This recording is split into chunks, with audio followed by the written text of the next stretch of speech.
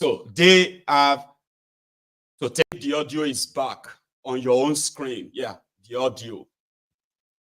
I apologize, okay? Something got mixed up. But please let me know if yours is back. You too.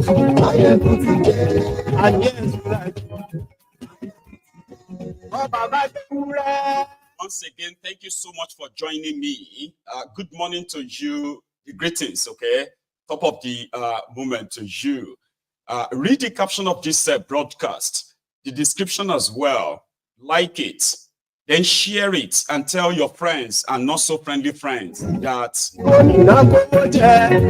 Maiyegun Mawi and others Maiyegun today.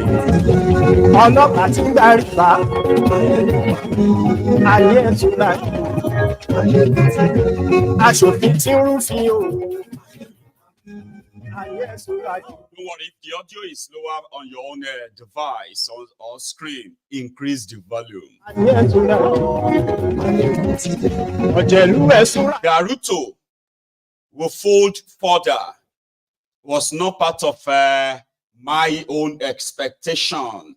So those of you who have been following the development in Kenya, you've been following the protests, the demands, how the government has been clamping down on them, killing them, kidnapping some of them as well. Then Ruto made a U-turn. He himself rejected the finance bill, the IMF bill.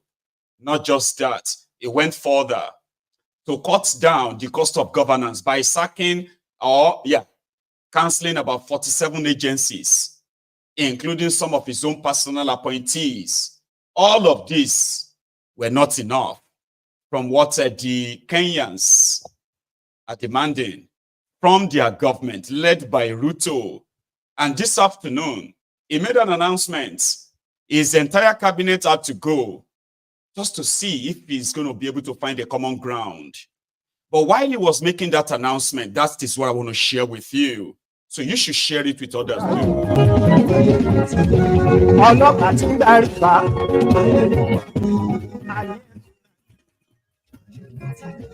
There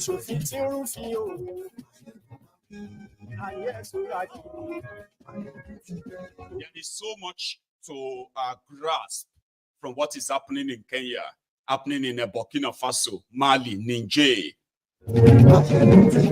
I will fill in the gap for you.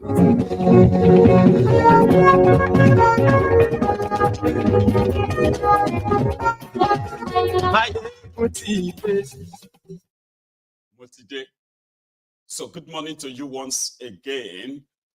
Good afternoon to you. Then good evening to you as well, from wherever you are joining us. It is Maiyegun Live. And our program tonight will start from the development in Kenya, the latest development in Kenya. To those of us who have been following, the events in Kenya, there's nothing much, I don't think I will have to say much, but I can give a recap so that it will be like a catch-up and then the updates. A few weeks ago, the Gen Z Kenyans, they took to the social media, using their own social media skills to educate themselves about the danger that the political class was about to dip them into. And that was the conditions given to their own government by the IMF, World Bank, and other lenders. Kenya was running a deficit national budget, so they had to borrow money. Now, to borrow money to fill in the deficit, so they have to take some conditions too. Horrible slavish conditions. The rest of the country is divided because nobody wanted to really take it up without being tagged, an organized ethnic attack on Ruto, like Nigeria. But the Gen Z sort of became, they call them tribalists.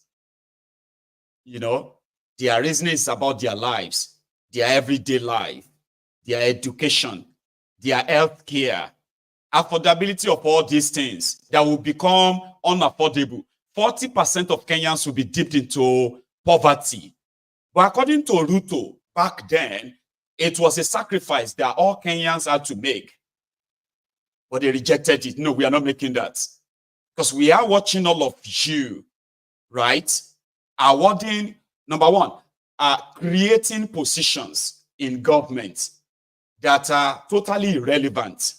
Okay? Most of them duplicate offices just to give jobs to your own friends, jobs for the boys. They have no value to Kenya, but they are drawing money from the national purse. So if there's anyone to make sacrifice, it will be you, because we've been making sacrifices. Ruto called their bluff. Yes. And you know what happened next? The politicians in the country who are on the side of Ruto, they were speaking the same language. That loan was necessary. They had to take the loan, or Kenya is not going to be able to function anymore. They were threatening their own citizens. They were all speaking the same thing, no other solution. You know, the government is trying to save the people, or else, blah, blah, blah, blah, blah. They had to take those money, and they had to pass that slavish bill. Then Gen Z was like, it's like, you are not going to understand. I mean, you are not going to change your mind until we change it for you. So that was the beginning of the whole protest. They killed people. And it became something that they invaded the parliament. They were almost taking over the government house, where Ruto and his own appointees were hiding, sort of holed up, protected. And they've done everything to see if this could bring back normalcy in Kenya. But you see, when Ruto was giving his speech this afternoon, I kind of pick a lot of things from what he's saying, and they are vital. Currently in Nigeria, the food inflation in Nigeria, see, the hardship, the inflation you are suffering in Nigeria is caused by the political class in Nigeria, as well as their supposed partners, international partners. They have no international partners than the IMF and World Bank, and everyone that could give them money. Now, when they give them conditions, they force it on you. Increase tax, increase tariff, increase this, increase that. Businesses were dying. People were losing their jobs. Cost of living crisis gripped Nigeria. Starvation is being people are staring at, monumental starvation that is going to affect over 80 million Nigerians as we speak. All of these are because the criminals in Nigeria accepted all the conditions, slavish conditions given to them while they were taking money from their international partners.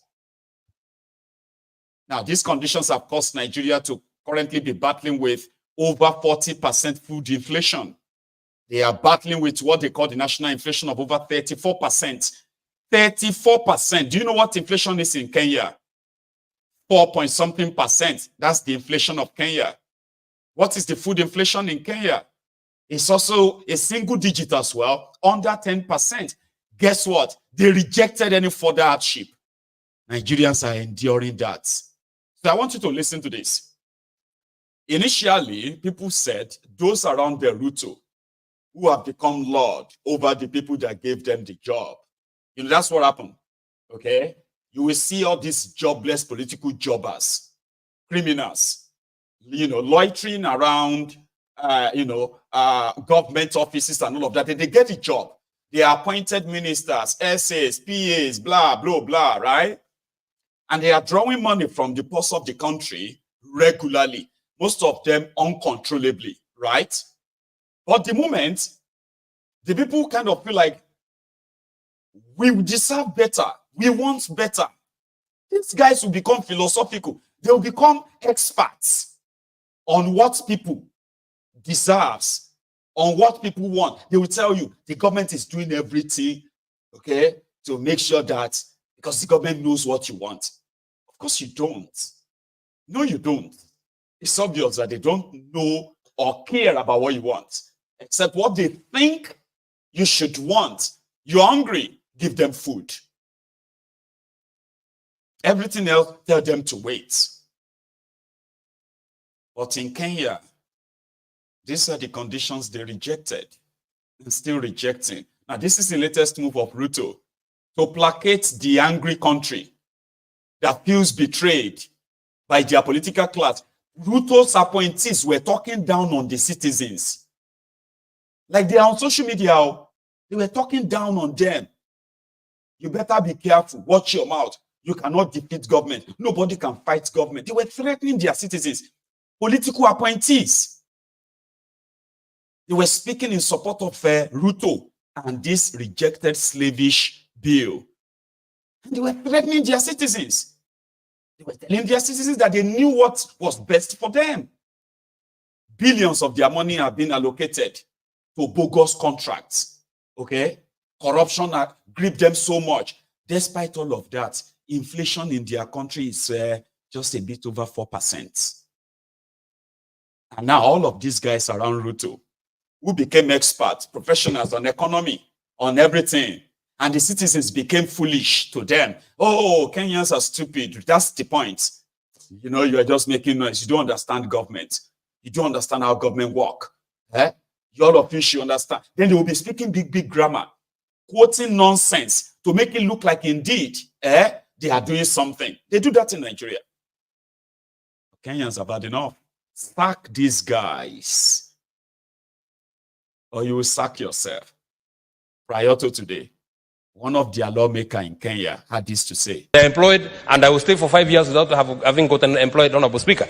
If we want our young people to accept that we are doing anything on employment, we must make this space of employment level playing ground, Honorable Speaker. We say that we have created that percent for our young people. What is happening, Honorable Speaker? Old people are walking around with agopos that they have registered with the names of young people. So our young people cannot access, because when you want a contract in the county government, first of all, they ask for 10%. You don't have it. Once you get the 10%, when they are paying you, they ask for another 10%. You don't get paid, your money gets to pending bill, and the money that you are depending on is borrowed money, Honorable Speaker. So it then puts you in a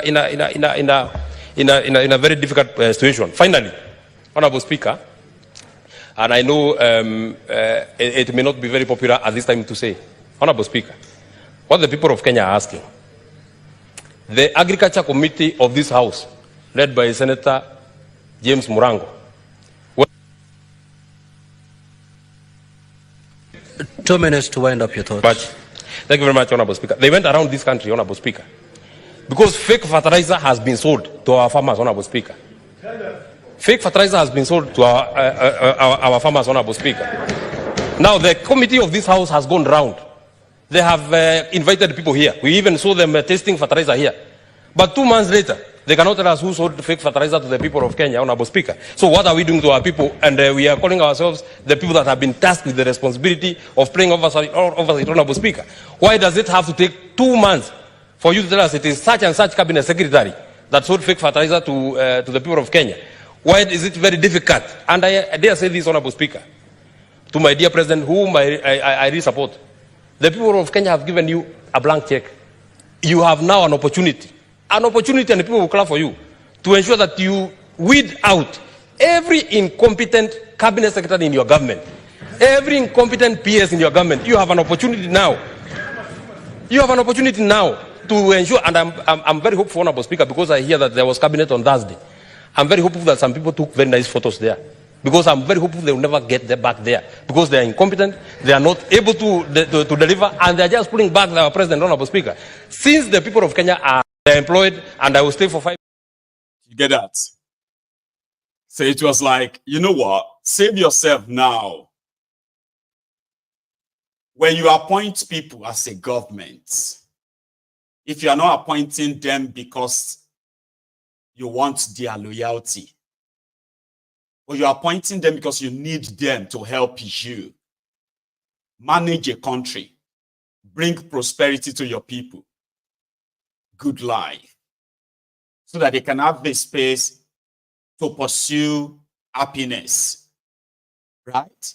So you appoint experts, you appoint people who have something to actually really offer, those who know the job you want them to come and do. So when you now need advice from them, as cabinet secretaries, you want them to speak intelligently, and advise you, because you are going to be the president. You are the one, Abi. So they were supposed to be giving you better advices. But unfortunately in Kenya, like Nigeria, they were just caught jesters, praise singers, ass leakers, who are wearing expensive designers, jewelries, driving expensive automobiles, donating huge cash, huge cash, doing arambis. It's called arambis in Kenya. They are donating cash to religious houses, showing how blessed they have become while the people watch. So what do you do with such people? It's always going to be an opportunity for you to sack all of them. Now, you know those you have in Nigeria, the criminals that, Mr. President vision, Mr. President, when you now listen to the person that said that's the vision, it's always the bala blue, bulaba. Now, I'm going to take you back to Kenya now. You're going to listen to Ruto. Before sacking his cabinet, he didn't miss the chance to tell Kenyans what he himself believed he'd been able to achieve. But maybe it is not enough. He said he agrees that this is probably not enough. Now, all of you would have to go. You are not helping me to help Kenya. So they will have to all be thrown under the bus to try to save his head. Now, listen to the president of Kenya, Ruto. And if you are watching from Nigeria, maybe you should be salivating and wish you do have a leader that can actually really articulate and speak, even if he is lying, even if he is exaggerating. But he can articulate his points, what he's been doing, clear enough for you to be able to say, I disagree with that, or I don't disagree with this. But in Nigeria, they will lie straight to your face, saying nonsense, jargons. They want you to go and figure it out, if you understand it or not. Let's go to Kenya. Ruto, bidding his own cabinet member farewell. You all have to go now. By reducing the cost of farm inputs, thereby lowering the cost of food and lowering the cost of living. We have stabilized the economy by preventing what was an imminent debt default. We have stabilized fuel prices, lowered inflation to an all-record low of 4.6%, and we have stabilized the foreign exchange regime. We have implemented radical changes in the education sector, including resolving the CBC question. We have rolled out a new student-focused higher education funding model that has special emphasis on making sure that children from vulnerable families have the requisite support in their education. We have also improved the student-teacher ratio in both our primary and secondary schools by hiring an additional 56,000 teachers and also hiring an additional 2,000 tutors for our TVET institutions. We have equally resolved bottlenecks in cash transfer program to vulnerable Kenyans, including orphans, people living with disability, and the elderly. We have not only brought on board more beneficiaries, but in keeping with the promise that we made, it is now not the case, as it was in the past, that these vulnerable Kenyans have to wait for months. Now their stipends are paid as salaries of public servants are being paid. We did roll out the Hustler Fund that today benefits 2 million Kenyans. And we have 7 million Kenyans who had been denied access to financial services by credit reference bureaus, they are now off the blacklisting roll. Our affordable housing program has now more than 100,000 housing units under construction. The first cohort I will be launching in a couple of months to new homeowners. And we have 160,000 young people across Kenya that are employed under this program. To expand manufacturing, value addition, and agro-processing as a key contributor to job creation, 18 county aggregation and industrial parks and 6 new special economic zones are under construction across Kenya. And at the same time, we have 200 fresh produce markets that are at various stages of construction to support our farmers with access to markets for their produce, in keeping with the commitment we made to our mama mbogas. To accelerate manufacturing, last year we imposed levies on importation of clinker that can be manufactured in Kenya. We made a saving of Kenya shillings 20 billion in foreign exchange as imports of clinker dropped to almost zero. We also imposed levies on imported steel billets. And today, we have 11 steel factories that 6 years ago were closed. They have started operation, hiring 16,000 Kenyans. And last year alone, we saved 120 billion shillings in foreign exchange as a result of this intervention. Our digital transformation agenda is also on course with 17,000 government services online, while we have 274 digital hubs across Kenya with 152,000 students and digital workers in our TVETs and also in digital hubs in different parts, up and running and giving young people an income. Our universal health coverage plan has already onboarded 107 community health promoters, and the process of registration for our social health insurance fund is ongoing, on its way to launch on the new date of 1st of October 2024 that will make it possible for every Kenyan to have a health insurance, and for those suffering from critical illnesses to have access to the critical illness fund, making it possible for every Kenyan to have access to treatment by reducing the cost of farm inputs. It's a long speech. Don't worry. That seemed that, you could, as a Kenyan, you can take him up on that. Now, he's dealing with a generation that keeps record of everything he's saying. Sometimes when he says things, they quickly counter him and say, no, that's not true. You don't even have the power to do that. So you're just saying it.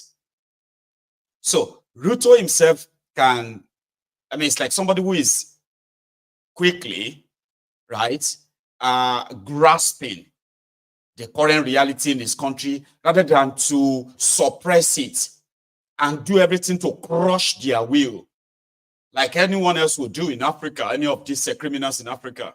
He could continue in that path and break their will. And that's a risk. It is a risk to power as well, because if he intends to break their will and they rake up the country over his head that he has to go.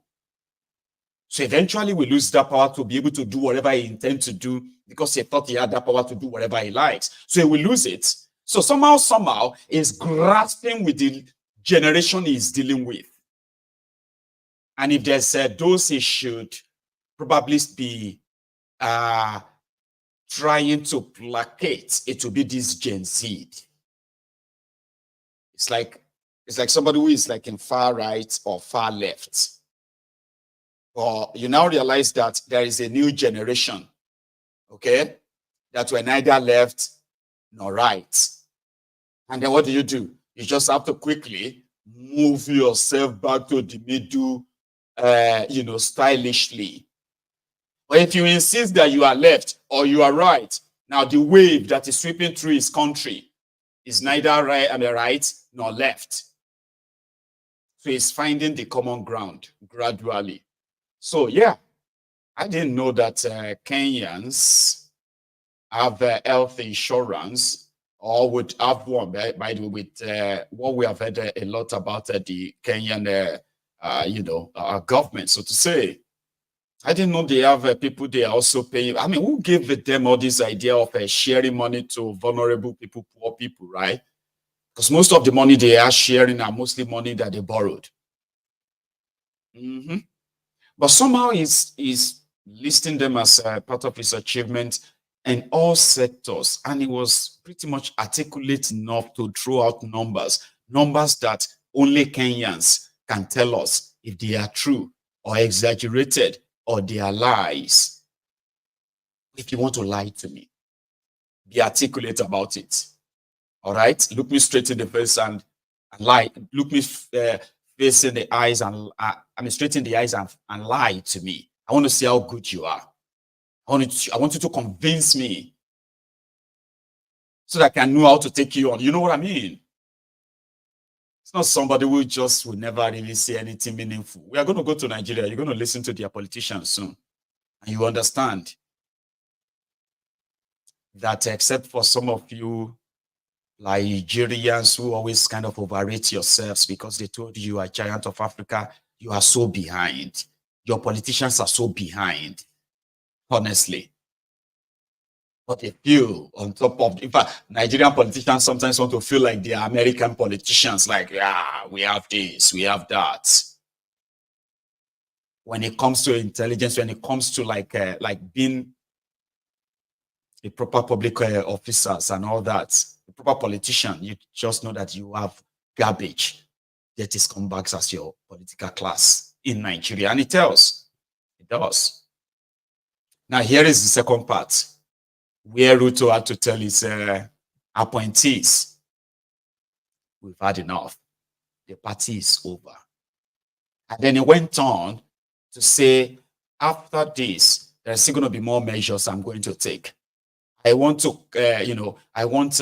possibly a cabinet that is now broad-based, not about politics and all of that, even though they have to satisfy all blocks, okay? The political class, the private class, what do you call it? The private sector class, the other, everyone, like even the Gen Z and all of that is now throwing it all out there and say, you know what? Now we would have to pick people who are going to help us fix this country now. Now let's leave all this politics and all that for now. I mean, you would want to believe in. Let's go back there. Now finish what you are saying, Ruto. Making it possible for every Kenyan to have access to treatment without the burden of having to fund it. On the measures I announced last week, barring state and public officers from engaging in harambes, I want to inform the country that the Public Fundraising Appeals Bill is now ready for publication tomorrow. However, even with the progress we have made, I am acutely aware that the people of Kenya have very high expectations of me. And they believe that this administration can undertake the most extensive transformation in our nation's history. Recent events that necessitated the withdrawal of the finance bill, which will require a review and reorganization of our budget and fiscal management, have brought us to an inflection point.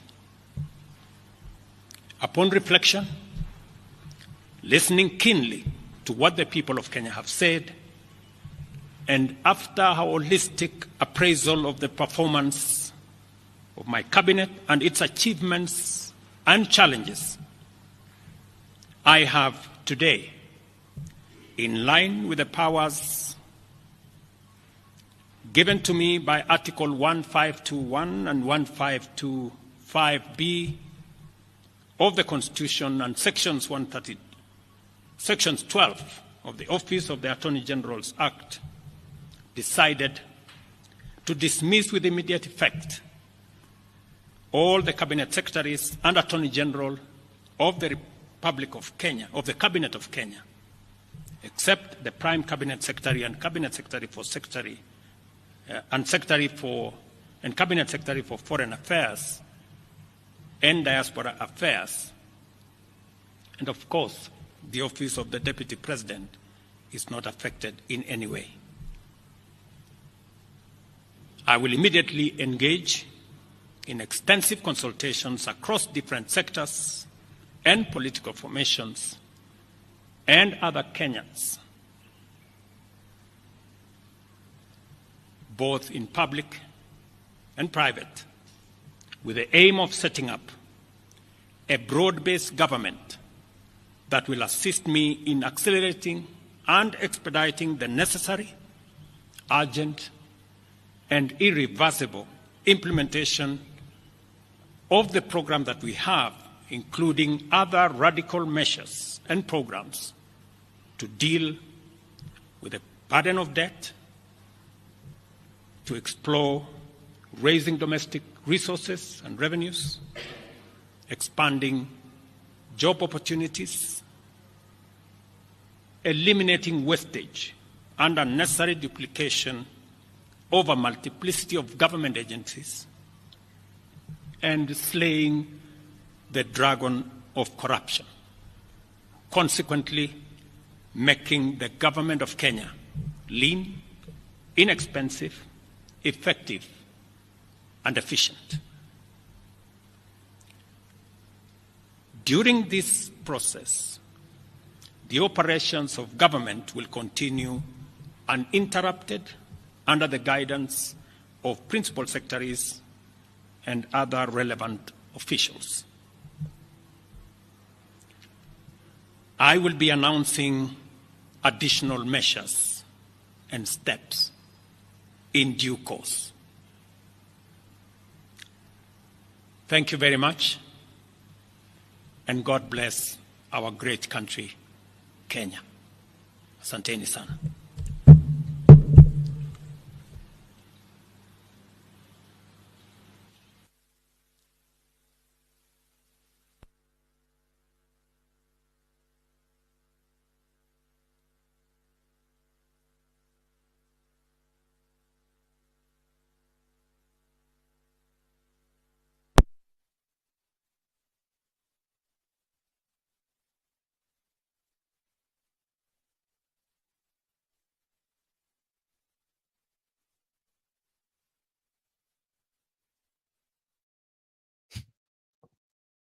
That's it. And with immediate effect, he said, with immediate effects. So now, so those who are from Nigeria, all of you watching me from Nigeria, or a typical Nigerian, this one can never happen in Nigeria. It will never happen in Nigeria. Because the criminals in Nigeria are more or less like organized criminals who have carried out what you can call the state capture. There are some stuff that we shouldn't leave out in this whole Kenyan scenario. They have corrupt system too. But for some reason, their judiciary stood behind the people. Not just standing behind them, but being fair enough to just be so neutral that they protect those the government wants them to use the law to break. The military of Kenya, apart from the overzealous ones who followed the order of their murderous commanders and all that, and then following the order of Ruto, majority of them didn't really turn up, as it would have been for some reason too, unknown. For those who turned up, they didn't become murderous in trying to protect the bruised ego of a man, one man. So, not having the full control of the institutions like they do in Nigeria also helped a lot. And they kind of helped to send some fears into the heart of a supposed strong man of Kenya, Ruto. They are all it's going to take if this whole thing continues.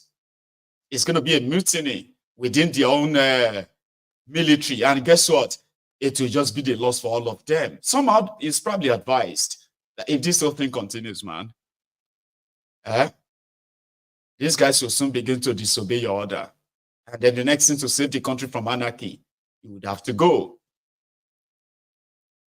So that's why it is still looking like impossible in Nigeria. So when somebody said the reality of Nigeria is different from that of Kenya, it is not really true.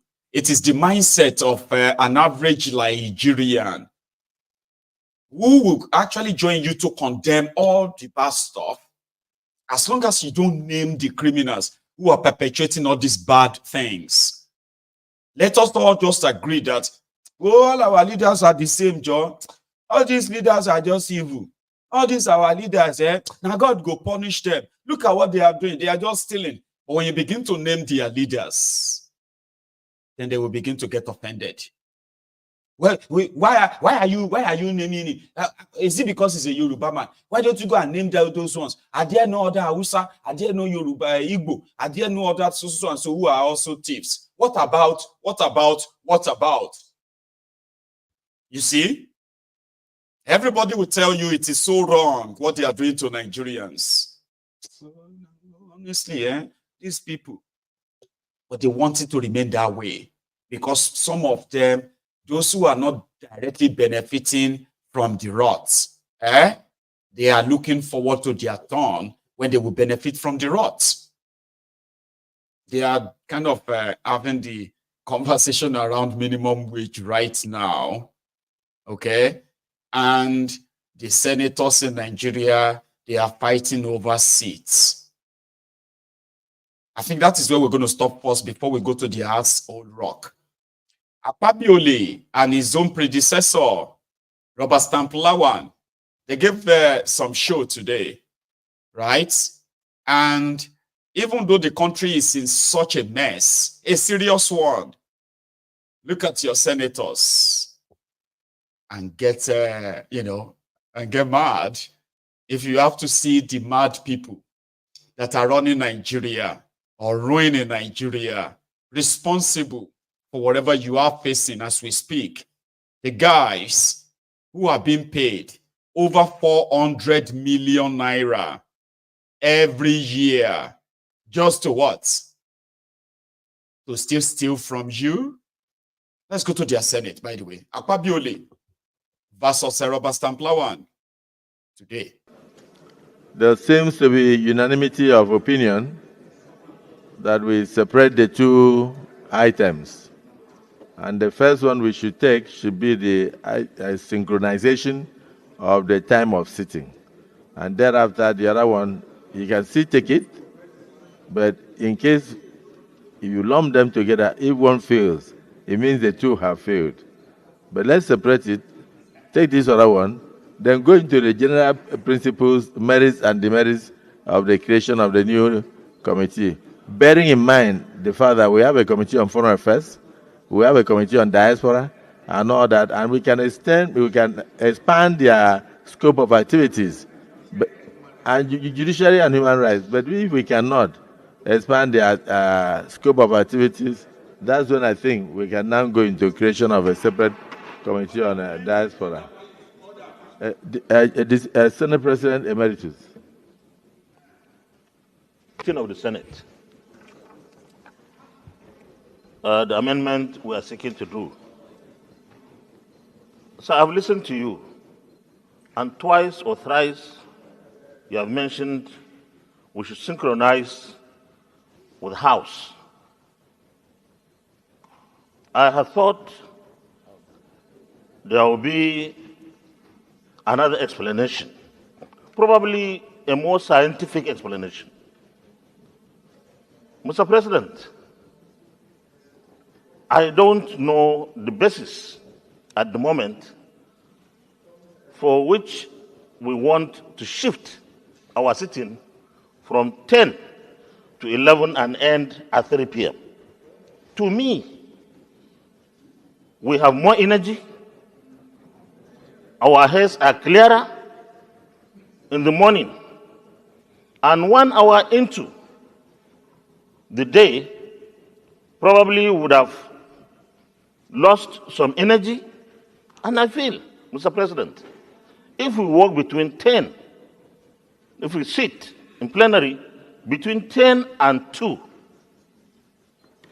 our committees would do better than when the committees would have to go and sit between 4, probably, and 6 or 7 or 8. So if we don't have any reason except that we have to synchronize with the House, I think we need to look at it again. But if we have other reasons that we must change, that will be fine. But if it is just synchronized, the House may have their reasons why they sit at 11 and close at 3. But here I don't see the reason. Thank you very much, Mr. President. Well, yeah, by 11 o'clock was started by you in the 9th Senate, particularly during the period of the COVID.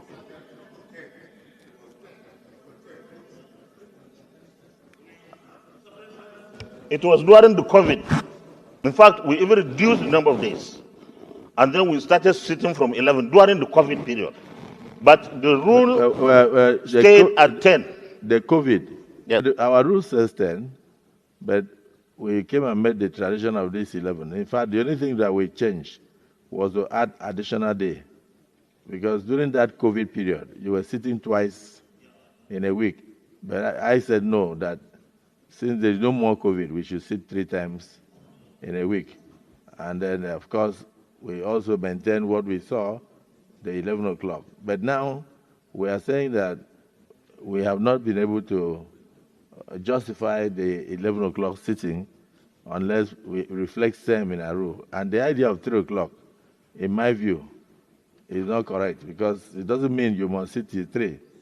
It simply means that we can even, if we don't have enough things to do, we can close at 1. We can close at 2, to enable our colleagues to go for committee sittings and other matters related to the proceedings of the Senate, such as clearances and all that, and meeting of government functionaries.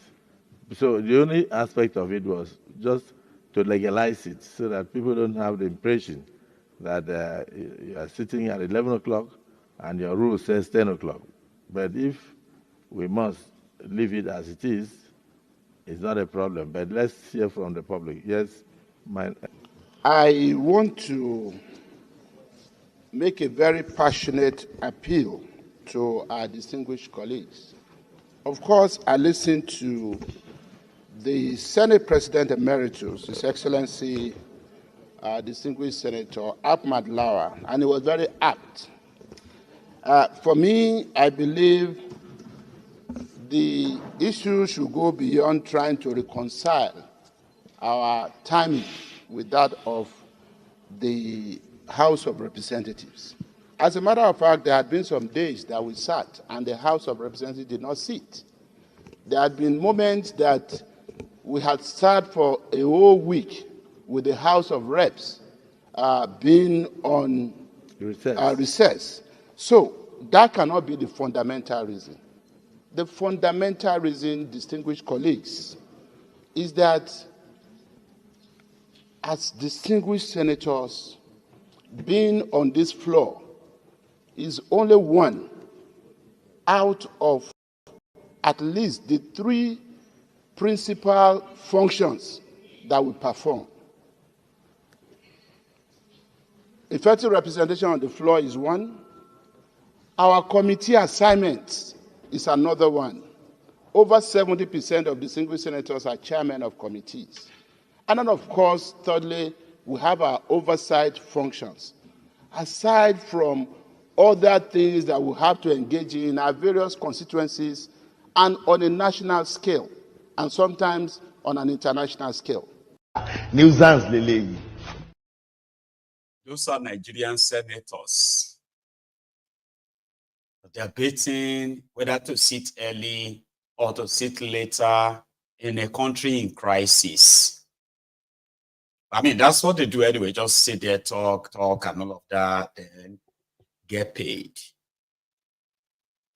Because of our time, I'm going to go back there. So let's just finish it once and for all. And I'll show you something else that you probably should know too. Let's continue. President, is that a lot of times distinguished senators have reasons to go to bed late. And there is no point having in our rule book that our sitting time is 10 a.m. And every day we sit at 11 o'clock. Of course, there are some distinguished senators who will be here 10 for 10. But there have been a lot of times that even you sat here, Mr. President, at 11 or 10:30, and we had to wait for some of our distinguished colleagues to come so that we could form a quorum. It's important that we walk our talk. If our rules had said 10 a.m. and we had not been able to sit 10 for 10, I think what is most important at this point is what distinguished Senator Yahaya Abdullahi said, the former Senate leader, that if we say it is 11, please let it be 11 o'clock. So I agree with distinguished Senator Ahmad Lawa that it cannot just be because the House sits at 11. As a matter of fact, he also talked about energy. If it's even about energy, our younger brothers and sisters in the House of Representatives have more energy than we do. So if they will not sit before 11 a.m., I think it makes sense that we sit, amend our rules to read 11 o'clock, rather than our rule book saying 10 a.m. and we don't sit until 11. For me, this is the basic justification, and I would just like all of us to see it from that perspective so that we can save some time. What I've said, but I don't want to be misquoted. They will say Akwabi again. Because as Senator Dingi, there was a time that I watched the sittings of both chambers when we had the third term crisis. And when the question was put, he failed in the Senate while the House was still debating, and somebody had to run from here to go and alert the House that the third term bill had failed first to go for second reading in the Senate, and therefore there was no point continuing. I don't know if you understand. And so they now put their heads together, and then abruptly they stopped for that debate because the thing had died, since it takes two hands to clap. So that is one of the reasons you could think of. And another aspect of it is the fact that it will be nice for us to go into a small closed session and discuss exhaustively, so that members of the public will not misunderstand our discussion. Then we come back and take the decision. So I want to urge the leader of the Senate, because this is not the main thing that bothers on the lives of Nigerians at the moment.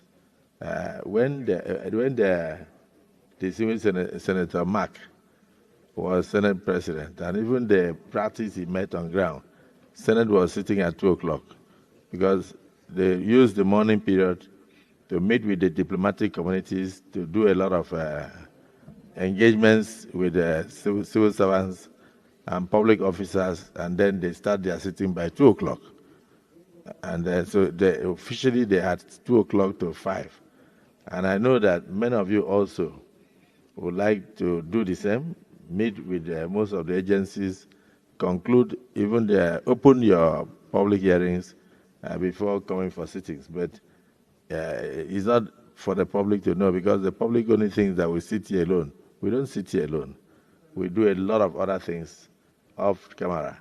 So the Senate leader, as much as I agree with you, I still think that we should go into closed session.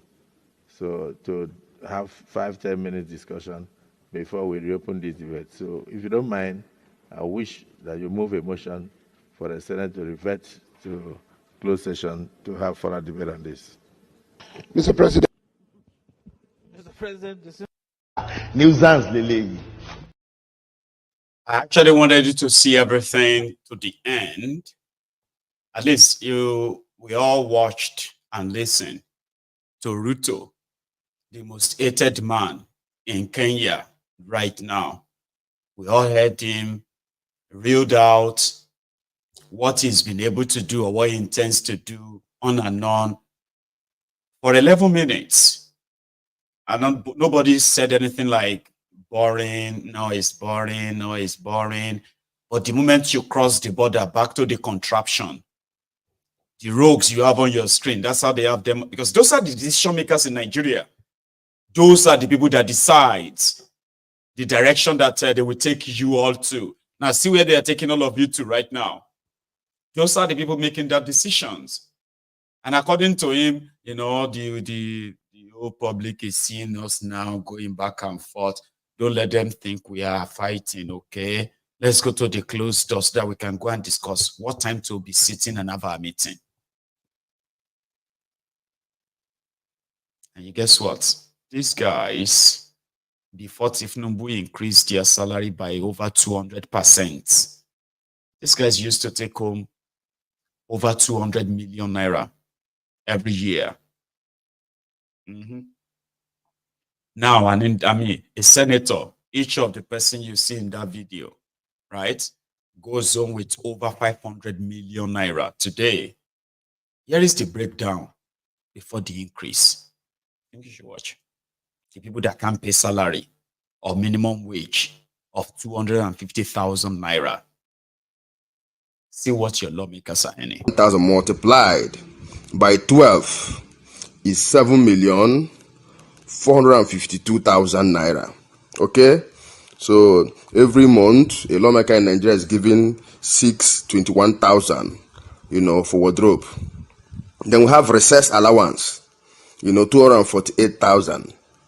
So when you multiply 248,000 by 12, you have 2,936,000 naira. So a lawmaker in Nigeria is being given 2,936,000 naira as recess allowance. Okay, we have accommodation. Every month, a lawmaker in Nigeria is being given 4,900,000 naira for accommodation. That is every month. They ought to pack out from their house and move to a new house. Then when you multiply 4,900,000 by 12, you get 58,800,000 naira. Okay, so a lawmaker in Nigeria earns 58,800,000 naira as accommodation allowance. Then we have utility. Utility here is 828,000 naira. When you multiply 828,000 naira by 12, you have 9,936,000 naira. Okay, so every month, a lawmaker in Nigeria is given 828,000 naira for utility. Then we have a personal assistance allowance. That one is 621,000 naira. Multiply by 12, you have 7,452,000 naira. So when you total all this figure, you see that a lawmaker in Nigeria earns annually The total figure a lawmaker in Nigeria earns annually is 221,016,000 naira. So annually, a lawmaker in Nigeria earns 221,016,000 naira. When you multiply by 4, it is 834,064,000 naira. But these are people that cannot pay 62,000 minimum multiply. They can't pay 62,000 naira minimum wage or 250,000 minimum wage. You see that, that is before the 200% or 104%, another one, 204% salary increase that Thiefnubu gave them. So right now, multiply that first. Multiply it by 221 million. That will give you 441 million. I mean 42 million. Abi 32,000. Now add another 221 million to that. So you are there, right?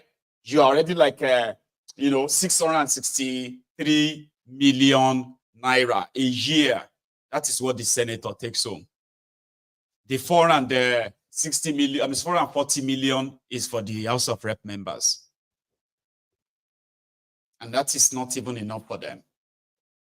They still added over 6 trillion naira. They padded 6 trillion naira into 2024 budgets for projects that doesn't exist, for the communities that doesn't exist, and they still listed them there. They put them in there, and they withdraw at least this year. They withdraw half of it. If they don't get all the 6 trillion they padded into the budget, they will get up to. I mean, they will get half of it. It's all rip-off.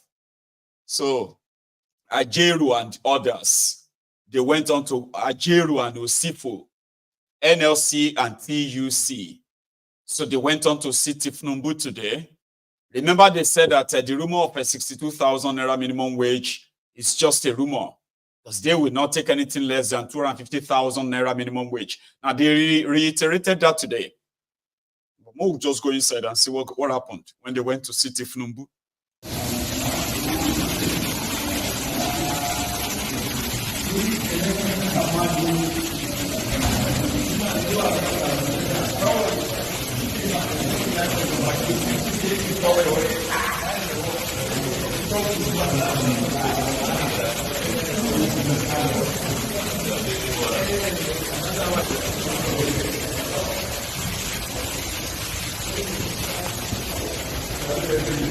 So we try to put this before Mr. President because he's the president of the country and the buck stops at his table. You know, we've had all the conversations with all his agents, but today we said that let's meet with the father of the country and have this conversation and make the argument that Labour normally make. You know, Labour went in there, we made all the arguments, economic analysis, macro, micro, fiscal, and monetary issues. So we put everything forward, and at the end, the president also made his remark as a president, and we all agreed that okay, let's go back. We internalize it, we have some conversations, and that by 1 week time we come back and we continue the meeting. Let's listen to Daniel's defense. We didn't go into Naira and cover discussion. Now, the status quo in terms of the amount, 250 and 62,000, remains until we finish this conversation. Okay. Thank you very much. That will be all.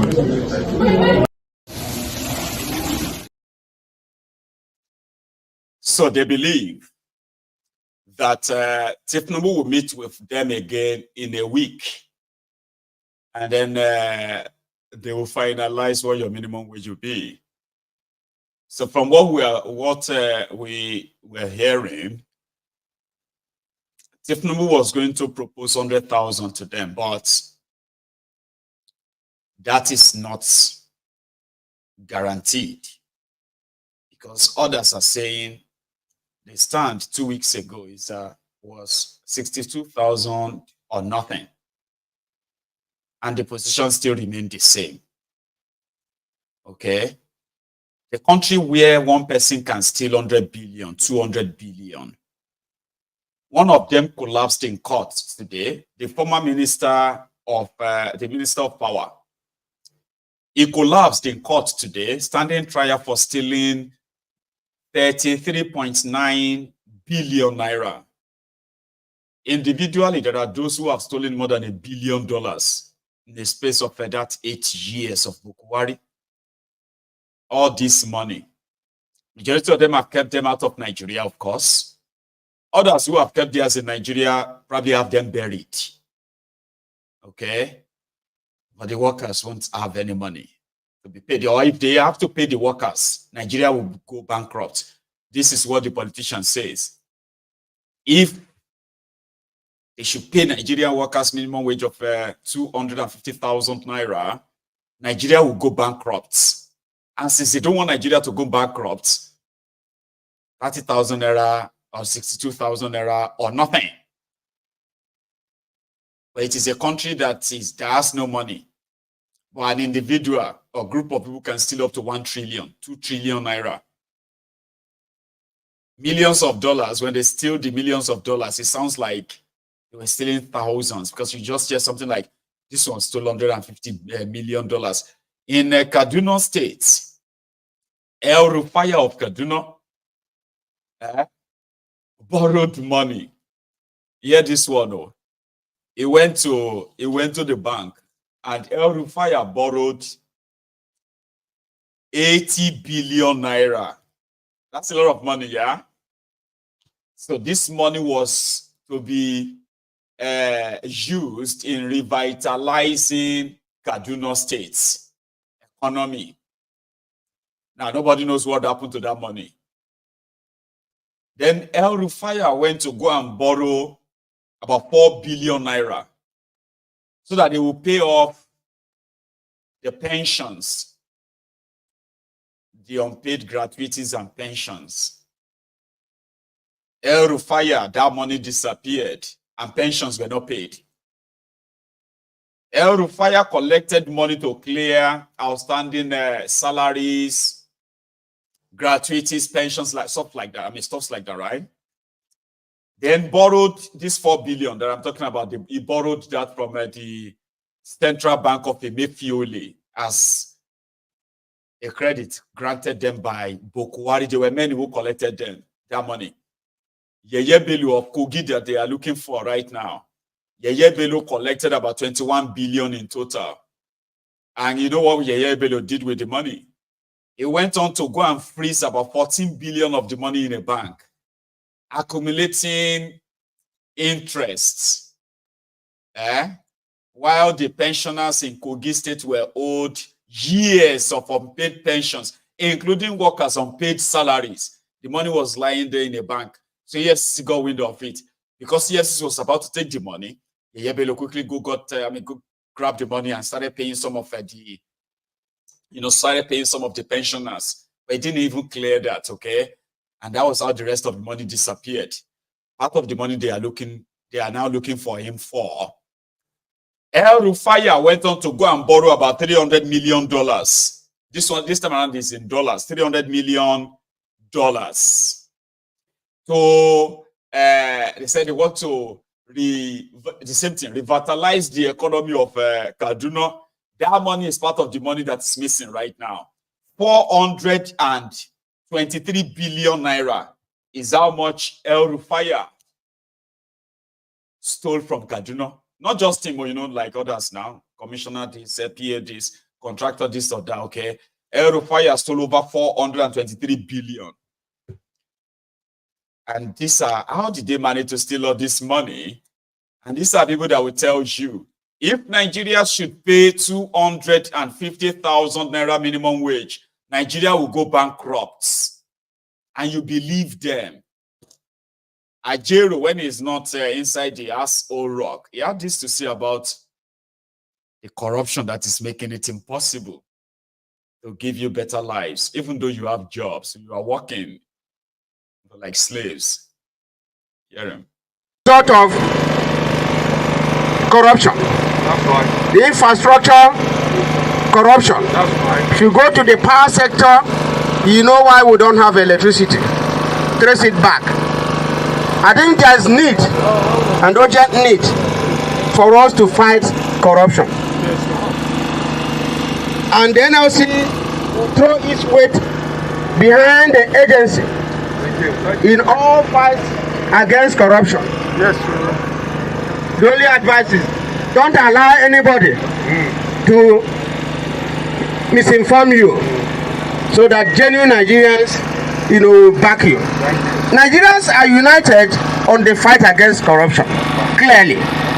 I think what your agency needs to do is to connect them so that it will be a mass movement.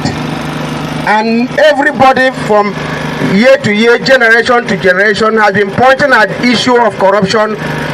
In fact, Shino Achebe, in his book, The Trouble in Nigeria, said that it is just like, it's putting the goat and the yam.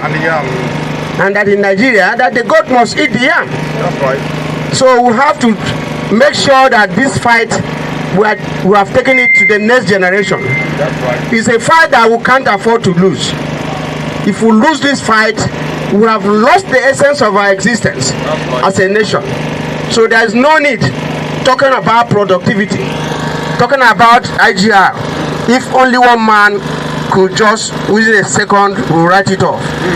The sad aspect of it is that people take what they don't need from generation to generation and they dump it. Some countries we are now laughing stock to some countries that where we dump our money, and such cities are so beautiful and Nigeria is suffering. My brothers and sisters, I wish to pledge the support of the NLC. Anytime, any day, any moment, we will have to come together to fight corruption before corruption will ruin the country. Thank you.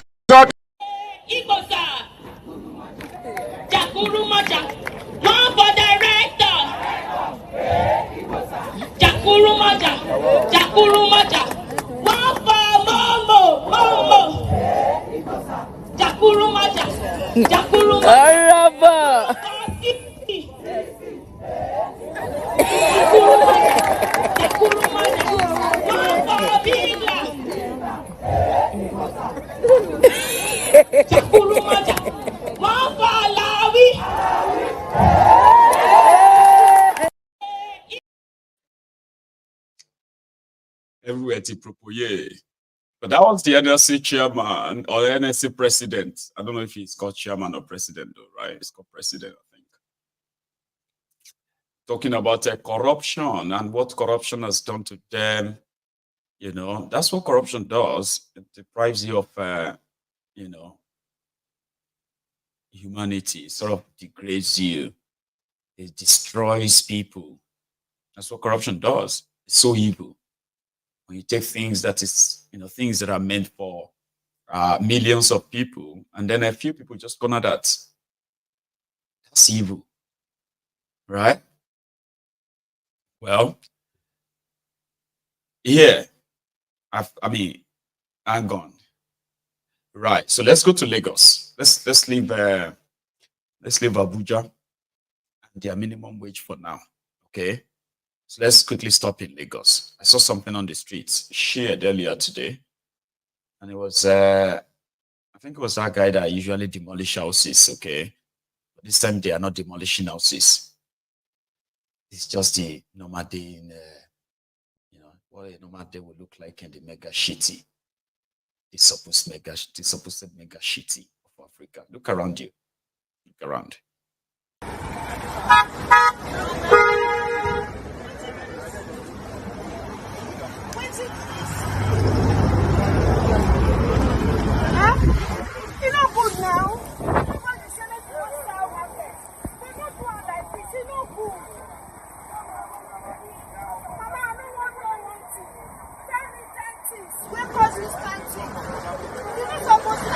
Like this, you supposed to put them inside from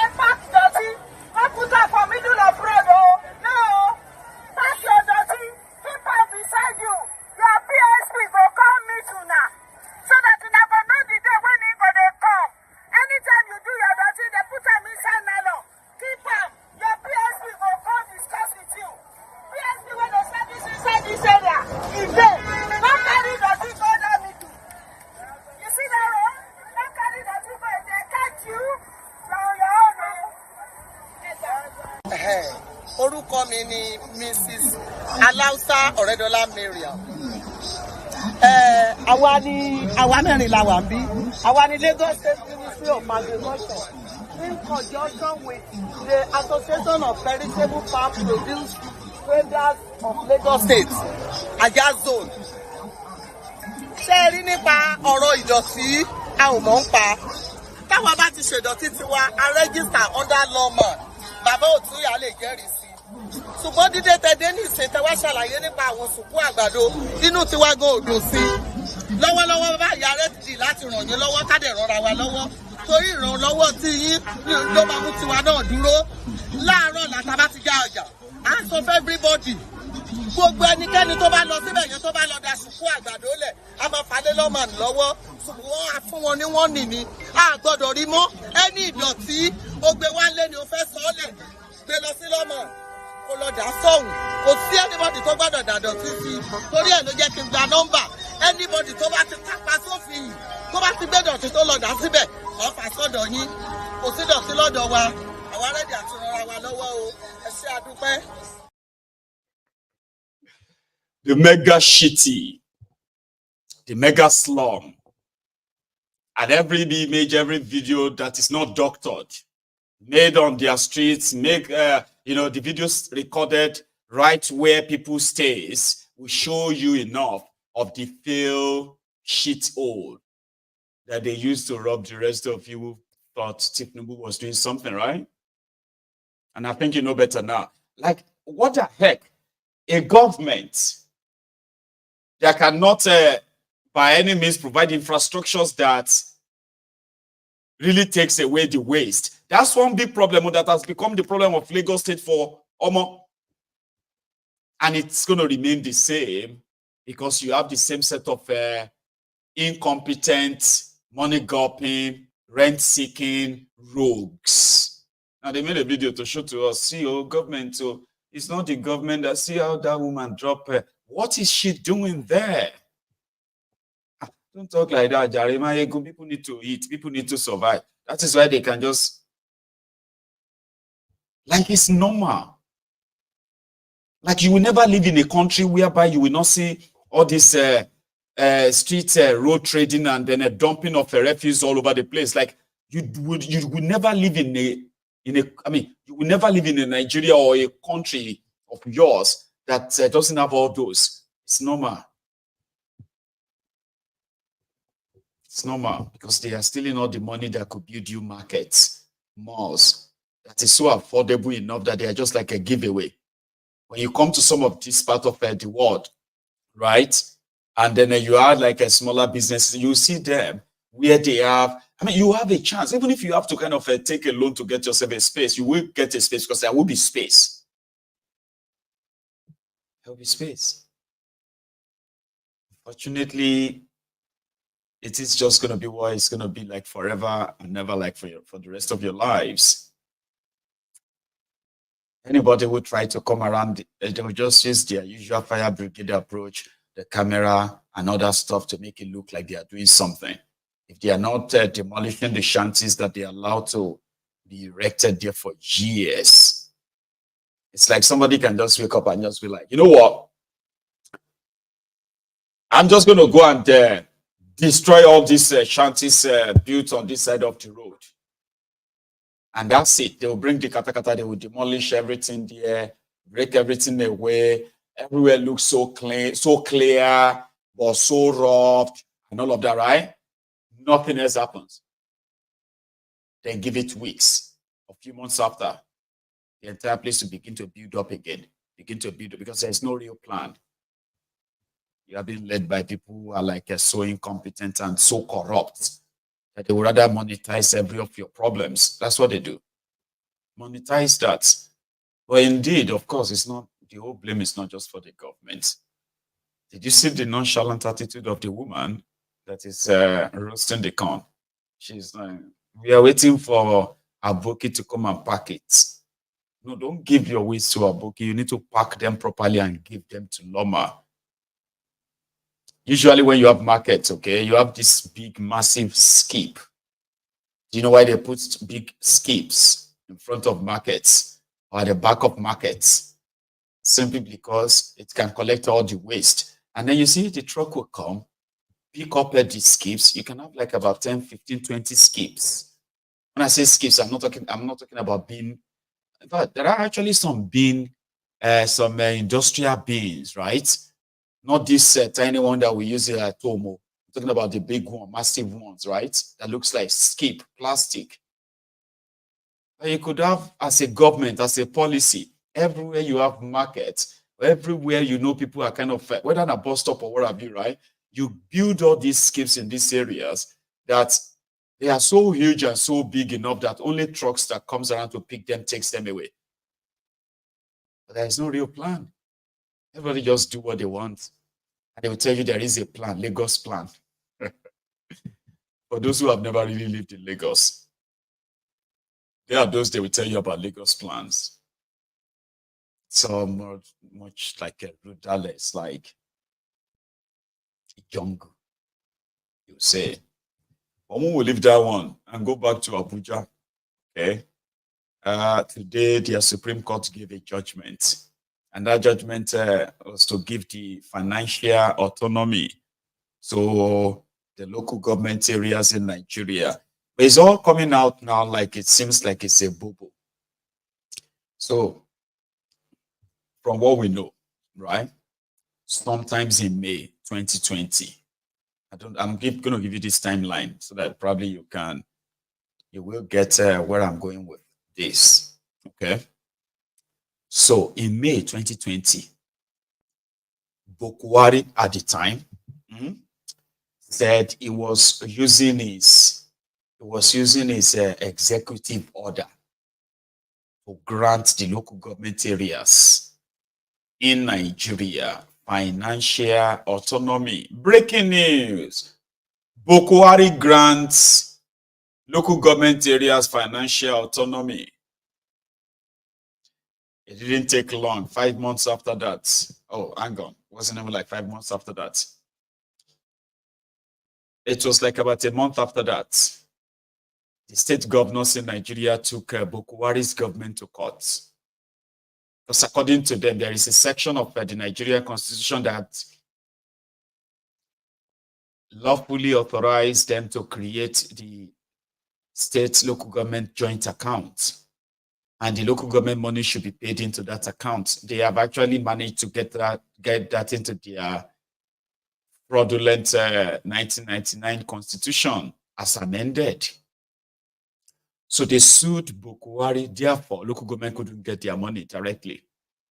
But Bokwari knew, but that's how they kind of play on the intelligence of a lot of you. So in 2021, they took Bokwari, the court actually granted their, what do you call it?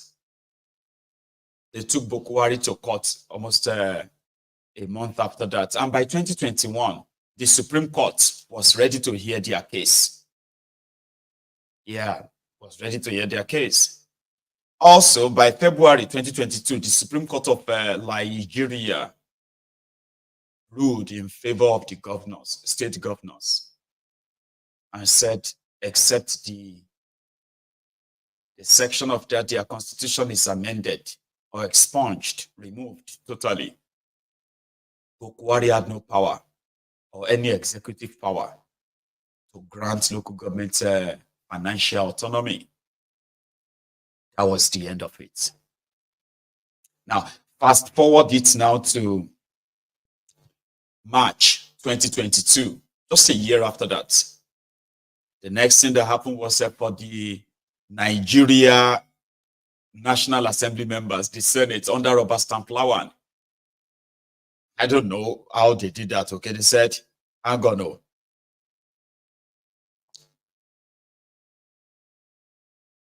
Right. So, I think it's in May 2022, rather. So they backed Bokwari. And then somehow, I think, no, I think I have to roll it back, okay?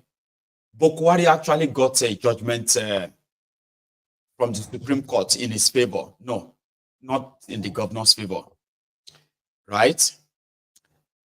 Bokwari wins the case, but somehow, it was never implemented.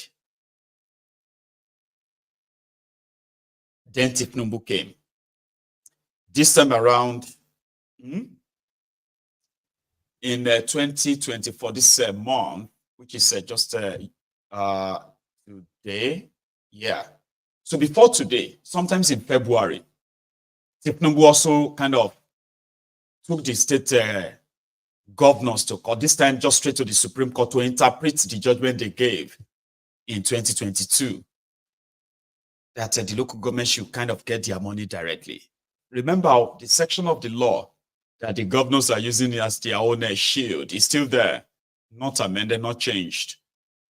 So the Supreme Court now ruled again today for the second time in 2 years that indeed it is so wrong for the state governors to be actually controlling the local government money. It should go straight to them. And any state that fails to conduct a local government election, right, should not receive any allocation from the federal government, Abuja.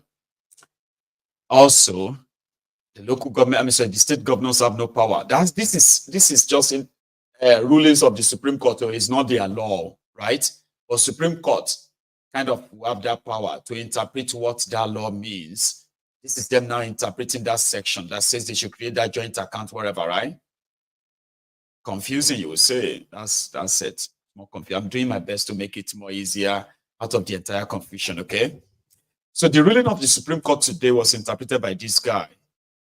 I'll add mine after as well, right? Listen. Just delivered by the Supreme Court has finally made the rest of allocation of funds to the local governments in Nigeria.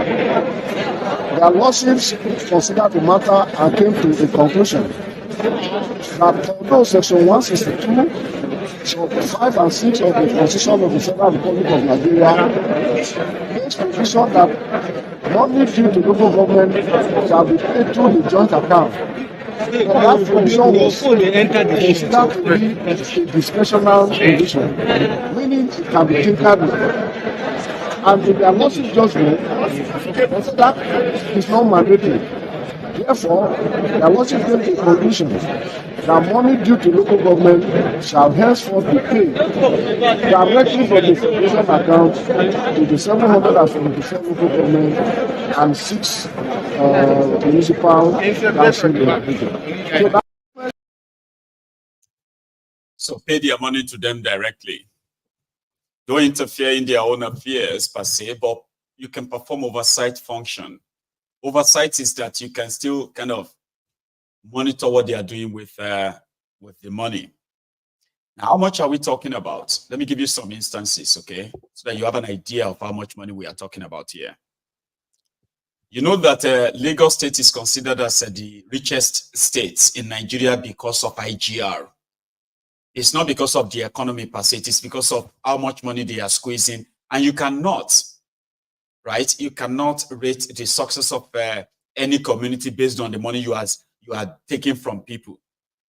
It has to be like reinvested in them so that you can say, oh, the high tax people are paying is really paying off if you see the standard of infrastructure that serves the people in that that state. So generally it's reported. Okay. the body that is the company that is collecting the taxes for Lagos State government is called the Alpha Beta, owned by Thiefnubu, your president. Now they collect the taxes for Lagos. Now they take out their own 30% of the money, and then they give the rest to the Ministry of Finance in Lagos. That's their own IGR. So by so doing, they were able to kind of mop up enough money that they declare that they make over 400 billion naira from taxes in a year, when some states are generating maybe about 15 billion a year. Lagos was generating over 400. Then recently they said the Lagos State is now generating over 600 billion annually. And if you break that down, it's practically saying Lagos is generating over 50 billion naira every month from IGR, just collecting taxes from people. Okay? Now, if they declared over 600 billion annually as what Lagos is generating, do you know how much Lagos is collecting annually as well from Abuja? Okay. Lagos State is generating, according to demo, Lagos is generating over 20 billion or thereabout on VAT alone every month. So this money is part of the money that they will have to reshare and share to everybody as part of allocations that goes to them, okay? Now, Lagos State collects allocation from Abuja. So take a look at this. So between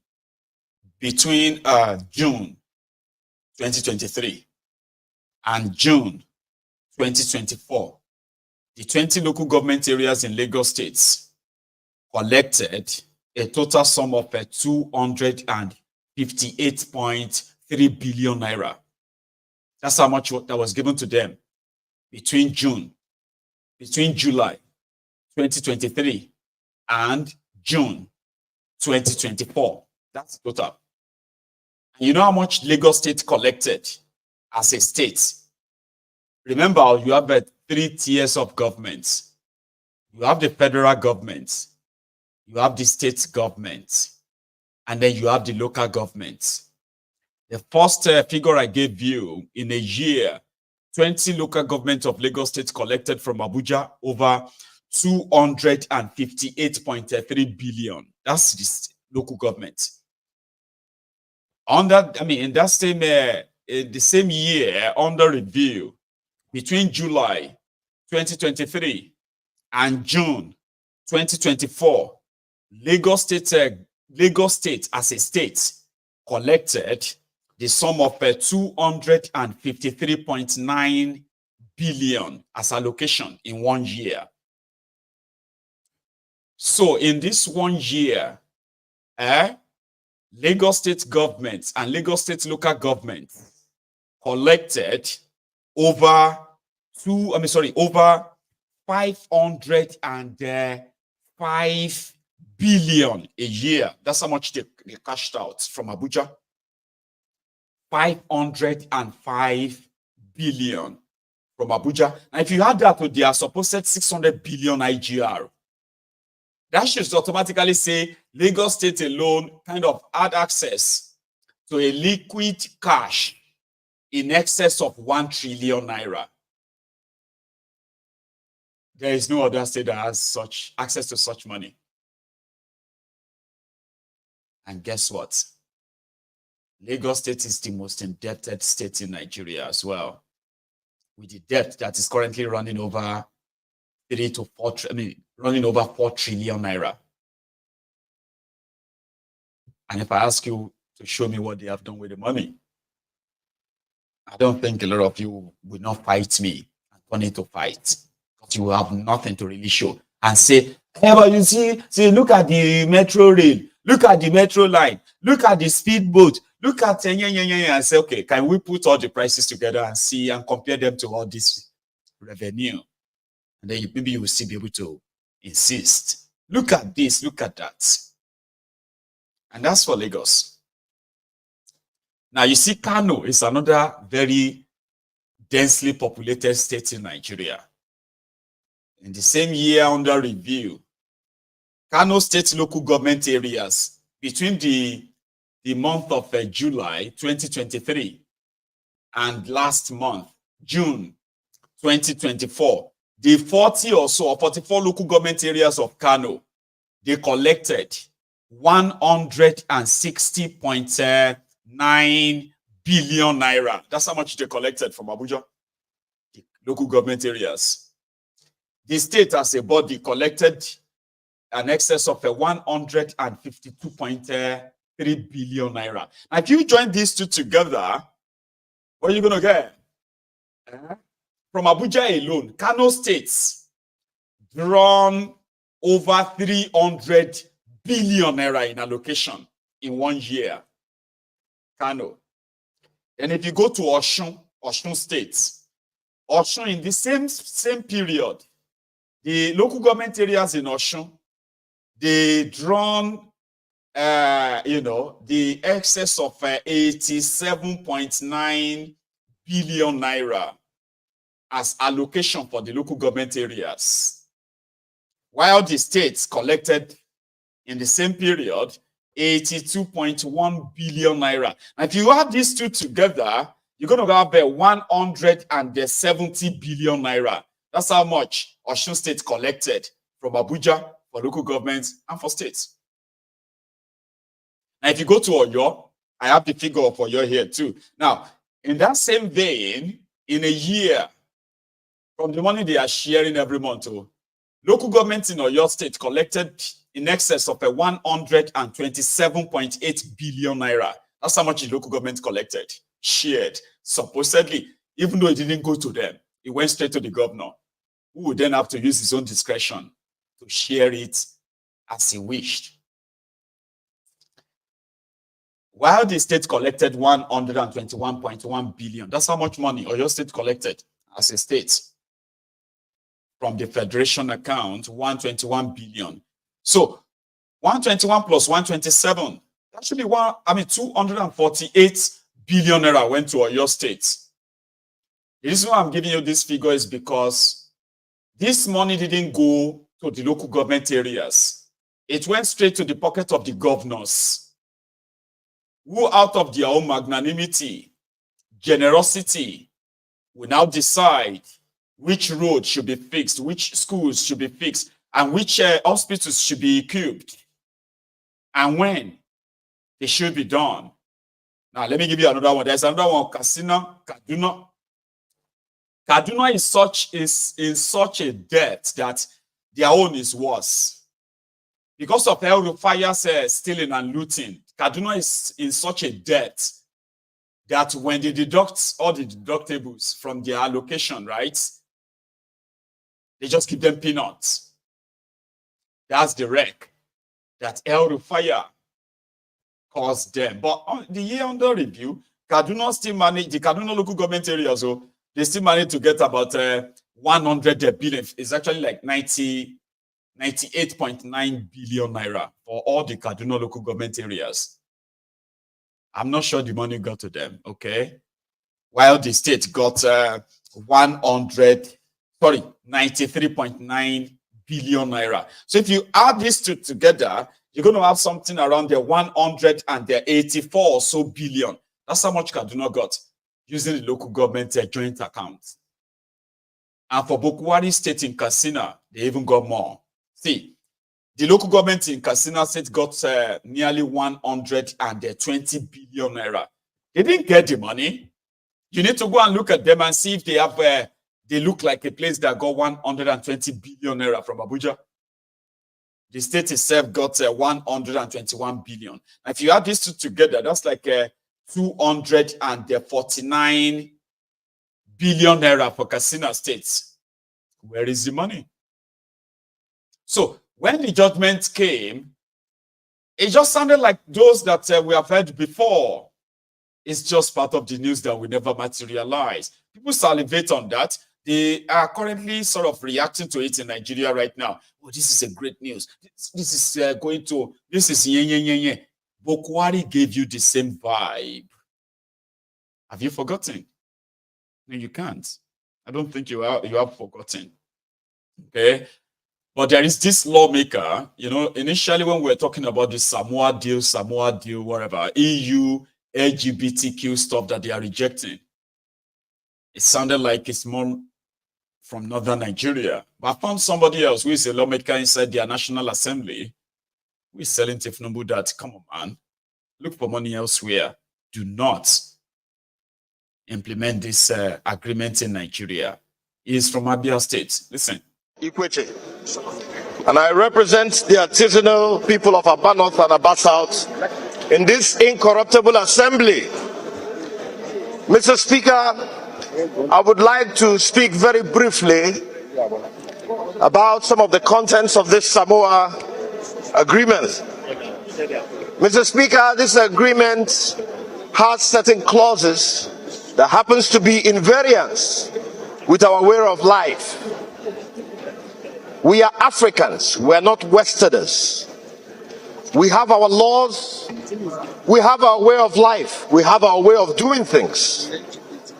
And as far as I'm concerned, this issue of human rights, which Nigeria does not in any way violate, should not be implicitly enshrined into this agreement, and members representing the people. This is the people's house.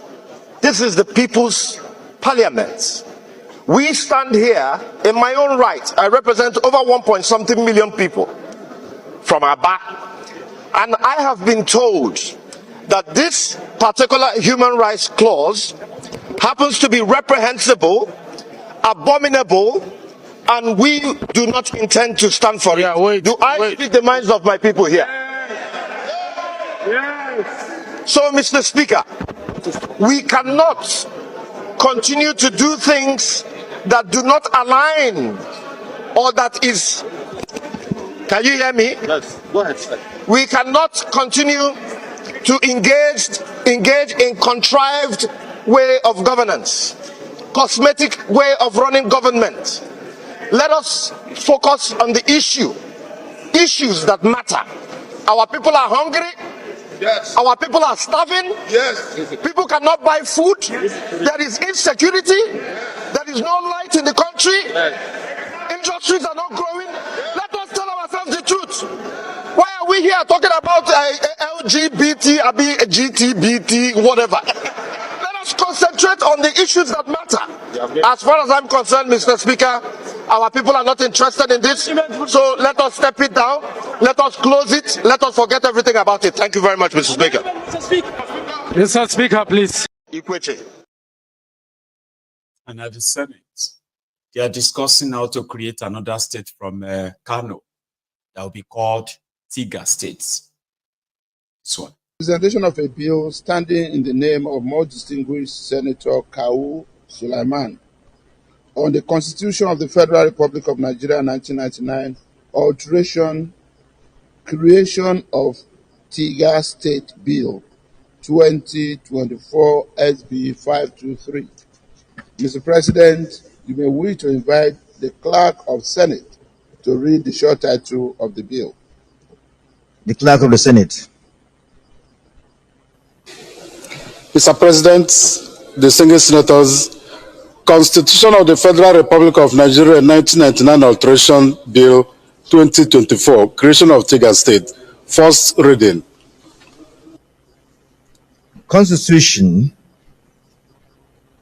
of the Federal Republic of Nigeria 1999 Alteration Bill 2024, creation of the proposed Tiga State, SB 523, sponsored by Senator Kau Sulaiman Abdurrahman Sumaila. First reading taken.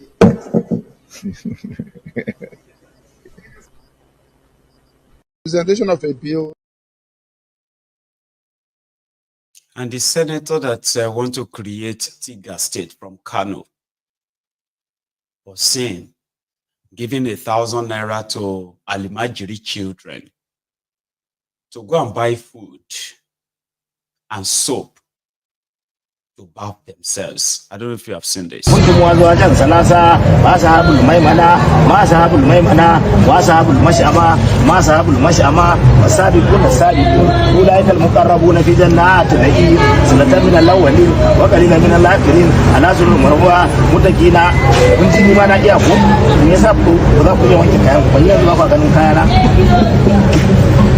Wai gaya muku musulmi yana zama da kayan sa zan ba ku kuɗi na ku je ku yi wanki ku yi wanka ku yi aski ku ci abinci ban ce ku ba malam komai ba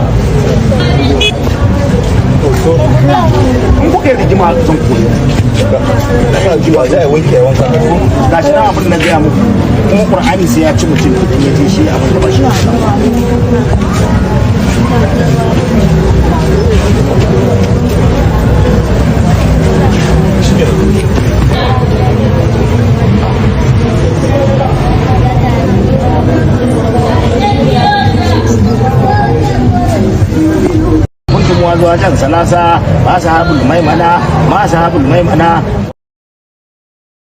Don't say God, get patience, right? Maybe those are the people that they will probably put together to form the Tiga state. Tiga state. In Abuja today, there was this raised alarm of a burning filling station. And this scarcity time, what could have caused this fire in Abuja? And I hope it's out now. This was just this evening. Okay, this is mainland oil and gas filling station at Kubwa Duse Expressway. There's a fire situation here at the mainland oil and gas filling station where a tanker was said to be offloading petrol and caught on fire. That's all we know for now. This is an ongoing situation. Yes, you can see the fire and the tanker. We don't really know if there are any casualties, but we'll get to find out much later, but hopefully there isn't. We have some police officers right here, and there's an ambulance here also monitoring the situation and trying to ward people off this place. Yes, because we don't really know how far this will go. And presently, we can't even see the presence of any fire service. There's been none so far. Okay.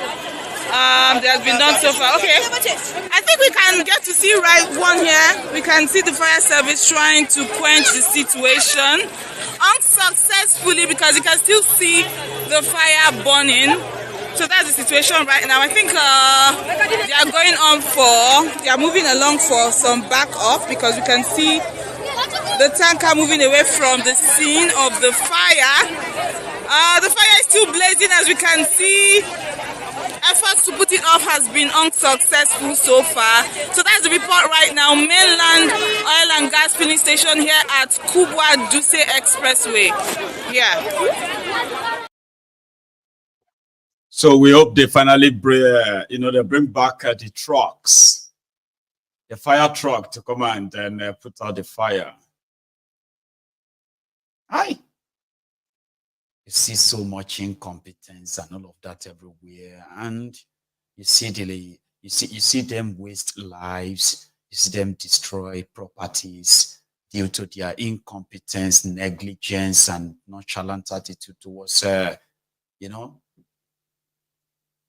not placing value on what should be placed values on, right? So after the whole after the whole back forth, from Kenya to Nigeria, and then from one place to the other, at some point, right, when you have seen enough, you just want to escape from it all. And I think that's what Spider-Man feels like. And that's what I feel like. I want to kind of, if I am faced with any of this, right, I'll do anything to escape it all, like this guy.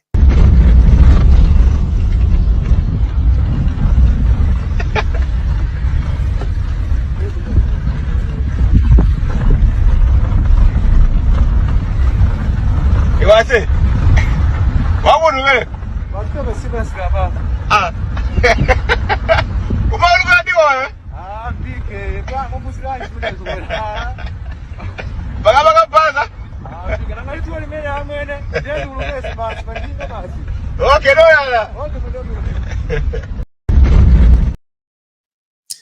And that's somewhere in Kaduna ahead.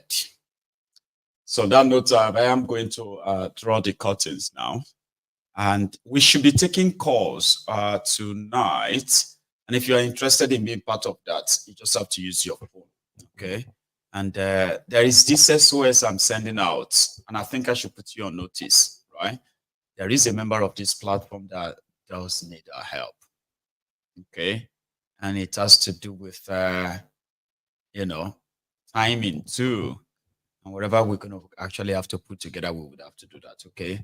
So I said I should say it beforehand. I am going to be asking for your help for somebody here. There are 2 people, right? Maybe not tonight. So I'll let you know. So to those who probably would need to go, great. You should make sure that you have this already shared, you have it liked, and then yeah, you can go. And to those who want to stay back and have their own contribution added to this tonight, you too, right? Stay back. And when I get back, we shall continue. The number is on the screen though. Thank you so much. And I will be back. That's your point. Disable, akishete,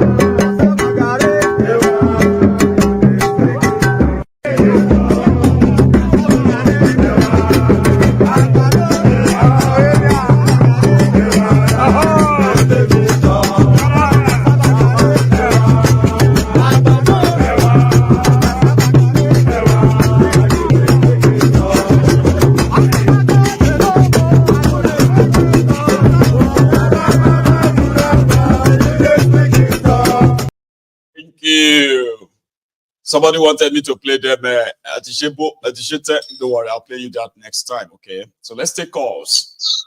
I have my first caller tonight. There. Hello. Hello, sir. Good evening, sir. Good evening to you too. How are you, sir? Yeah, I'm doing fine. How are you, sir? And the family? We are surviving. We thank God. Thanks for asking. Yeah. I've been trying to call in for it's almost weeks now.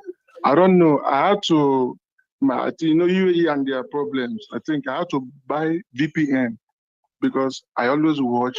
So whenever the line is open, I love to call in to contribute. Though I always comment on the comment section, even it can be like that. Sometimes it's easier. You just kind of get so lucky day after day. then something just happens, right? To the point that you're unable to anymore. But glad you are here though, right? Meanwhile, see Toju, thank you. I just got your message as well. Meanwhile, go on, Baba. Okay, sir. Yeah, first of all, I want to appreciate you, like I always do, every day on the comment section, because what you choose to do, because what you bring to us every day, believe me, Maiyegun, a lot of us know that we may not be able to have the opportunity to see it anywhere, but you choose to do this every day, different topic, and it's very interesting and very, very important. I know that I wish Nigerians, like over, let me say 300,000 Nigerians are able to see your program for just 2 weeks. I do wish that. Or 3 weeks. Believe me, I wish Nigerians can watch Maiyegun for 3 good weeks. They will stand up and hold their ground. Because Maiyegun, in this life, no matter what you want, you have to stand up and hold your ground. Even there's a verse in the Bible that said, in the Bible that said, if you stand up and hold your ground, God will be there for you. Don't expect miracle. Meanwhile, you have not even shown any sign. You have to first of all stand up, show your intention that you want this thing to be like this. You stand up with boldness, confidence. Yeah, before God will assist you. But Nigerians, look at, they don't even care. They don't even care. Okay, look at Kolu creating ministry for cows, goats. But they said it's for livestock. No, we know that it's for cow and goat. He gave the corrupt former INEC chairman, which is a Atari Jaga, who rigged Goodluck out of power in 2015. He gave him the share, but he claimed that he is the share. The Atari Jaga is the vice chair, but we know that Atari Jaga is the share of that ministry. So it shows that Thiefnubu doesn't even hear the cry of the people. He doesn't care what the people are saying.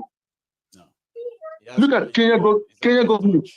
Yeah, Kenya government, people protested. The man took action. That shows that he is listening to the people. He hears their cry. The people made him press it judge. But look at Kolu. We are crying. Things are going higher. Doesn't even care. Doesn't give a damn.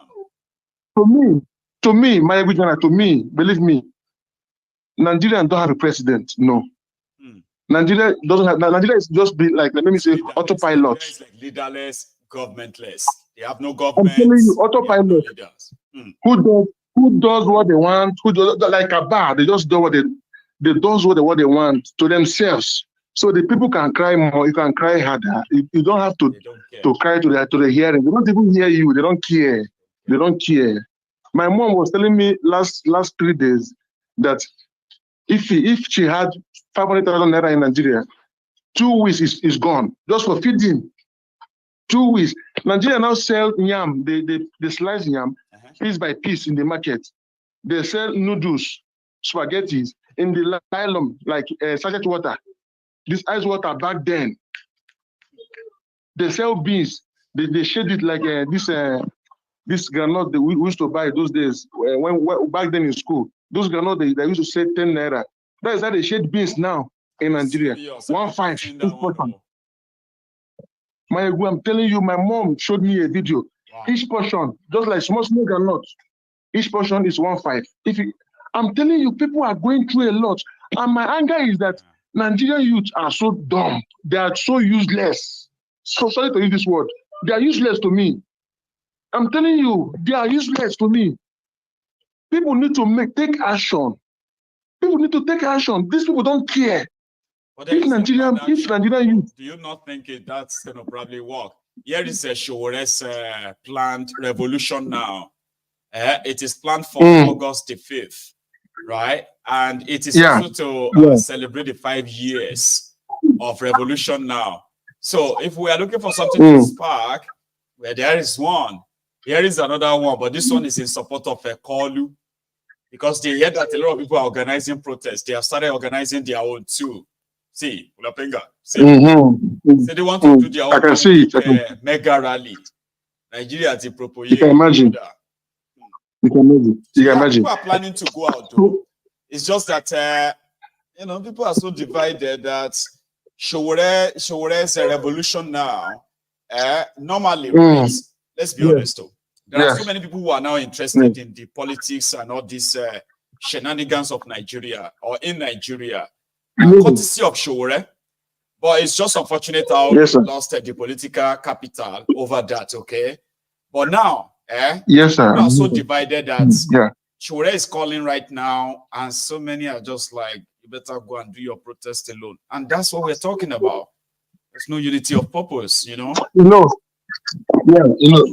Maiyegun, what I see, to me, Nigeria can get this thing done, but the only way that they can do it is by togetherness, and they have to be steady. No matter what happens, they have to hold their ground. Bible used that word, a whole word of God said you should stand up and hold your ground, no matter what happens. Hold your ground. This is not me talking. This is the word of God. Yeah, you should hold your ground. So far that you know that you are doing the right thing, you are taking the right step, you should hold your ground. It's time for Nigerians to stand up and hold their ground, because these people don't care. They don't care. Yes, sir. I always appreciate your effort. I always pray for you. In fact, we love you. We love you, Maiyegun. Thank you so much. We love you. Continue your good work. Keep keeping on, okay? So how is the missus? Yeah. Thank you. Yeah, she's fine. The kids are just disturbing her, but she's trying to control them so I can speak to you. I know. And I hope the tension is not as it was back then. I know she's kind of busy now and all that, right? Just to keep her mind about it. Yeah. Good. Yeah. So, brother, Yes. take it Yeah, easy, okay? And keep on keeping on, okay? Have a good one. Yes, sir. Yes, sir. We all Penga from the UAE. A very prominent member of the temple, a Templar. Here is another Templar. Hello. Hello, Maiyegun. Hello, sir. Hello, good is Francis calling from Manchester. Francis from Manchester. Oh, how are you this evening, sir? Maiyegun, I'm doing fine, man. Honestly, I came into this country just 1 year ago, and I came across your YouTube channel through a friend. Right. And ever since then, honestly, you've revealed a lot of things going on in Nigeria, and I just don't know what we can do. If we say it's revolution, we don't plan a revolution. It must just happen. You can't plan a revolution. It must happen. So all these protests, August 1st to 5th, I don't really believe in it. Those are already planned. We are talking about revolution. Revolution they are never planned. It happened suddenly, and people will be caught unaware. If you are planning NFA, look at this. Look at this poster, Francis. Okay? So the way it is called out, it's like protesting Nigeria. It said August 5th, Day of Rage. Okay, it said mobilize, organize, and stop agonizing. Lovely words, right? It said emancipate yourself from slavery. None but ourselves can free ourselves. Great, sounds like there's a sound bite. It said have no fear for the police NG, Nigerian Army, or DSS NG, because none of them can stop the time. See, Francis, I have no location listed that says our meeting point shall be all government houses across Nigeria. That's something that you can now say, right, that's serious. Then you can look forward to the number of people that will be out. Yes. It's all not looking the way I think it should, but I will still support them though. You know me. Oh, okay, let's say it goes, Maiyegun. Just keep up your good work. Keep up your good work. I really appreciate your information, keeping us abreast of what's happening in Nigeria. And may God continue to reward you. God continue to reward you. Francis, thank you very much.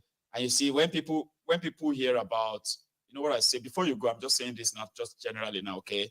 You see, why people need to understand that this information that we share on here, they are not different from what you heard or the news we hear about Nigeria. You know, when we say the place is this or that, but we need to be seeing how bad.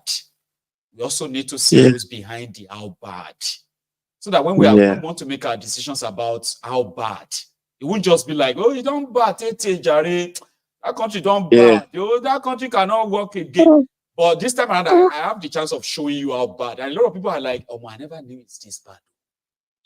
I'm telling you. I never knew this. Things are this worse. And that's why all of us need to know what's going on.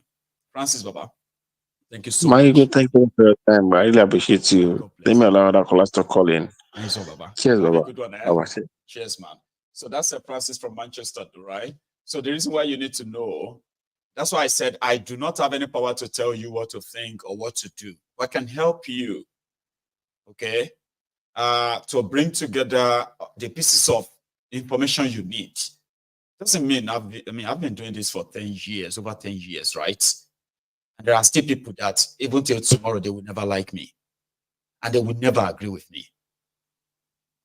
And it's not because what I'm saying is wrong or what I'm doing is wrong.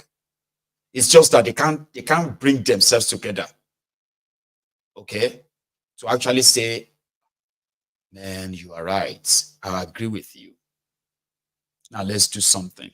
So my job is not to tell you what to do. It's to show you and guide you when you are making such decisions like, oh, well, this is what we're going to do. You see people on this platform that will tell you confidently that, don't tell me anything. This contraption can never work. It continues to take lives and waste the future of the people. If there's anything I thought to be done, let's even start from balkanizing the place. Let everybody handle their own affair. If that one doesn't work, then let's break it up completely. People are like, because they have been able to piece together all this information and say, with these characters, come on, man, with these characters in charge of Nigeria, running a state capture and making decisions every day, that is, decisions that are affecting lives of millions of people. So it's going to take an extra bone in you. It will take an extra vein or extra thing inside you to still believe that Nigeria will work, having known the truth. There are people who live in denial. That's too much. I don't want to believe that this Nigeria is going to break. So because they can't imagine it, and Nigeria break. So what? How many countries? So what's going to now happen? So does that mean that we are not going to be this big? No way. Well, Nigeria can never break, Charade. They will just grab their phone. Well, Maiyegun, stop deceiving yourself. This Nigeria can never break. They will project it out straight away because they can't imagine it. These are people who are living in denial. And the only way to reassure themselves is that no matter how bad it goes, Nigeria will never break. One day, some people will come and fix this Nigeria. This is coping. I think it's called the coping, right? When you are trying to create an alternative, because the reality is so upsetting. The reality is so not acceptable to you. So you have to create an alternative, okay, to cope. See, well, Nigeria is just going through phase. I just believe in the power of God. I know that one day. See, the rest of the world have gone through it. A lot of no. It's so different. It's so different. There's no reason for anybody suffering and going through what people are going through in Nigeria. No reason at all. There are poor people all over the world. People are going through tough times all over the world. What do you do when you have a system that is so rigged against you, right? That there's nothing you do. You're going to lose. You're going to lose more than 60 to 70% of the value that you are due to be given. I mean, I could sit down here now and spend, well, I've been here for a few hours now, okay? I could sit down here and then, all this hour, 3 hours I'm going to spend here as a value to where I live, the economy I live. Now, if that time gives me 200 pounds, for example, you see the value built around that 200 pounds, right? It's going to be, I'm going to be beneficial of that. Because a system that says, I am living in a country with a 2% inflation. You are living in a country with a 34% inflation. Can you not see how it is rigged against you? Can you not see the actions and inactions of these criminals as they devalues you? Can you see how it looks like I am having a better one and you are not having a better one? We are doing the same work, or even some of you are working so hard, harder. But the reward for that, your work or your hard work, has been rigged. has been rigged through the policies of the criminals who are making decisions for you. So if they continue that way, more people are going to be in poverty. More dreams are going to be shattered. And listen, more generations are going to be denied the right to experience life, to live. And that's something that you should know will never make any country last. It's just going to be a matter of time. Elsewhere, where people are facing this kind of economic problems, right?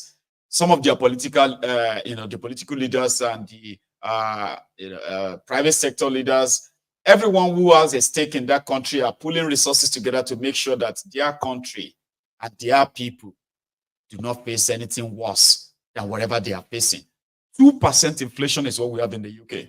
2%. It's easier for me to borrow money here and do a business. Yeah, if I have a good credit though.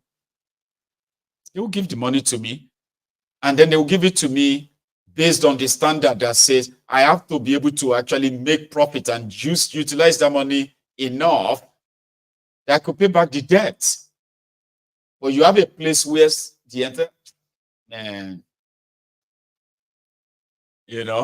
yeah, there are some other people who are currently organizing a solidarity rally on top of all this shege, on top of all this suffering, right?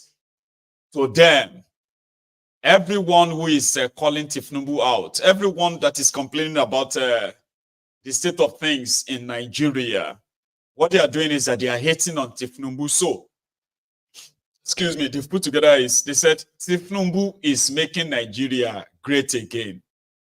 Thiefnubu is making Nigeria wealthy again. Thiefnubu is making Nigeria safe again. Thiefnubu is making Nigeria proud again.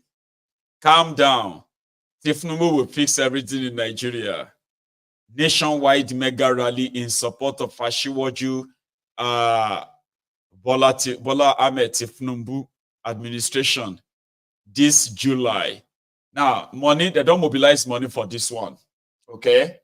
Since they have mobilized money for this one, the Nigerians that are suffering and going through hell that you are talking about, they will go out there and get their own share, 1,000 naira maybe, and they will tell you everything you have been hearing about Nigeria is a lie, but you will see it all written all over them. I promise you. When they're out, I'll bring you the clips. Yeah. Hello, Maiyegun General. Good afternoon, sir. Hey, Prince Adewale, the African Wahala. Is that you? Yes, it's me. Rand. So how are you this evening, sir? Yeah, I'm doing very well. Thank you for your program. Thank you. Thank you for not giving up on the situation. The people's minds need to be worked on. I really wish more people would have access to this platform so that more people will be enlightened. And that speaks to what I'm about to talk about.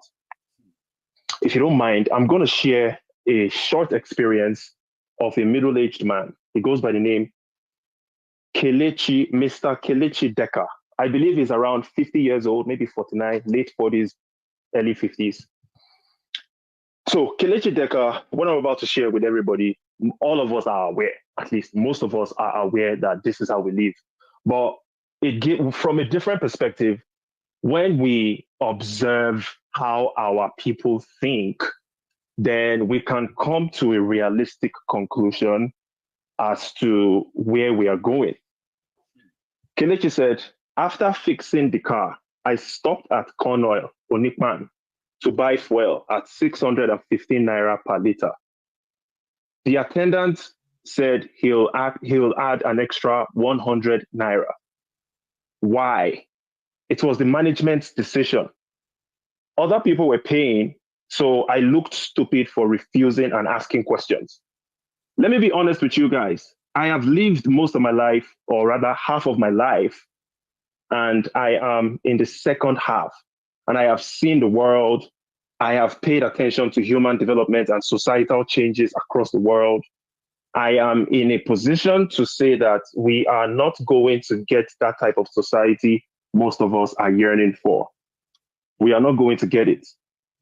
It's not going to happen, not in the nearest future, not with the humans that exist in the space called Nigeria.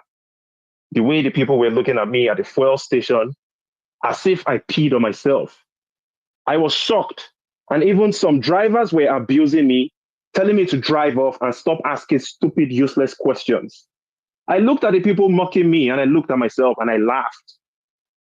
Big car for nothing, they were saying. Sell your car and go and buy a Corolla if you can't fuel that car. That's what a Keke Napep driver told Kelechi. How can you rely on such minds to make such weighty decisions? That there was the argument against the universal adult suffrage in early development of democracy. You can't expect such human beings to understand such simple things, such as ideas that are beyond them. It was a situation of Indi Mka Mma Akola Mo Ono. Sorry, I butchered that Igbo. I looked at them and looked at their faces. These are people who go home eating breads of sorrow for dinner. They gnash their teeth at midnight. These are the real victims, but unfortunately, they do not know. Not knowing that you're a victim does not absolve you from the pains and suffering. You just don't know where the cane that is flogging you is coming from. It's like an invisible masquerade having a go at you. I looked at their faces and I know what I saw. I felt for them, all of them. They know not, neither do they understand that they walk in darkness. But I cannot blame them. Ignorance is infectious. Ignorance is debilitating. It is dehumanizing. Poverty and ignorance are Siamese twins. I don't want to finish the entire write-up so I don't take too much time. But the bottom line is, the average Nigerian, the average so-called Nigerian has no clue what is going on. And they are not going to protest. Forget about it. Some people are going to protest. Hopefully they influence the others that are not going to join them. But at the end of the day, what is going to happen is the hunger, because the hunger will force the people to go out there and do something. The hunger will force them tear the whole place apart. Many people are going to lose their lives, but it's not going to be coordinated. And at the end of the day, it's most definitely not going to yield the results that we are looking for. But there will be chaos. It's not like I'm not a prophet. It's just common sense. If you put people in a situation of hunger for so long, they will fight back. But unfortunately, because the average Nigerian does not even know why they are going out there to protest in the first place, it's going to be a mess. But we'll see what happens. I just thought I'd share that with the people. And thank you so much for your platform, Maiyegun General. The African Wahala. That's a brilliant one, though, right? Thank you very much for sharing with us. Okay. You have a good Yes, sir. Thank you. Nice one. So that's the African Wahala, ladies and gentlemen. You see, it is true. Nigeria is a place where they enable all these abnormalities. It has become part and parcel of them. When you are being extorted by a police officer that is brandishing his gun, threatening you. I mean, police officer threatening to implicate you in a crime you haven't committed, you didn't commit, simply because you won't give him money. And then you see your fellow other Nigerians there, because you are already delaying them. Give the police officer the money and let's go.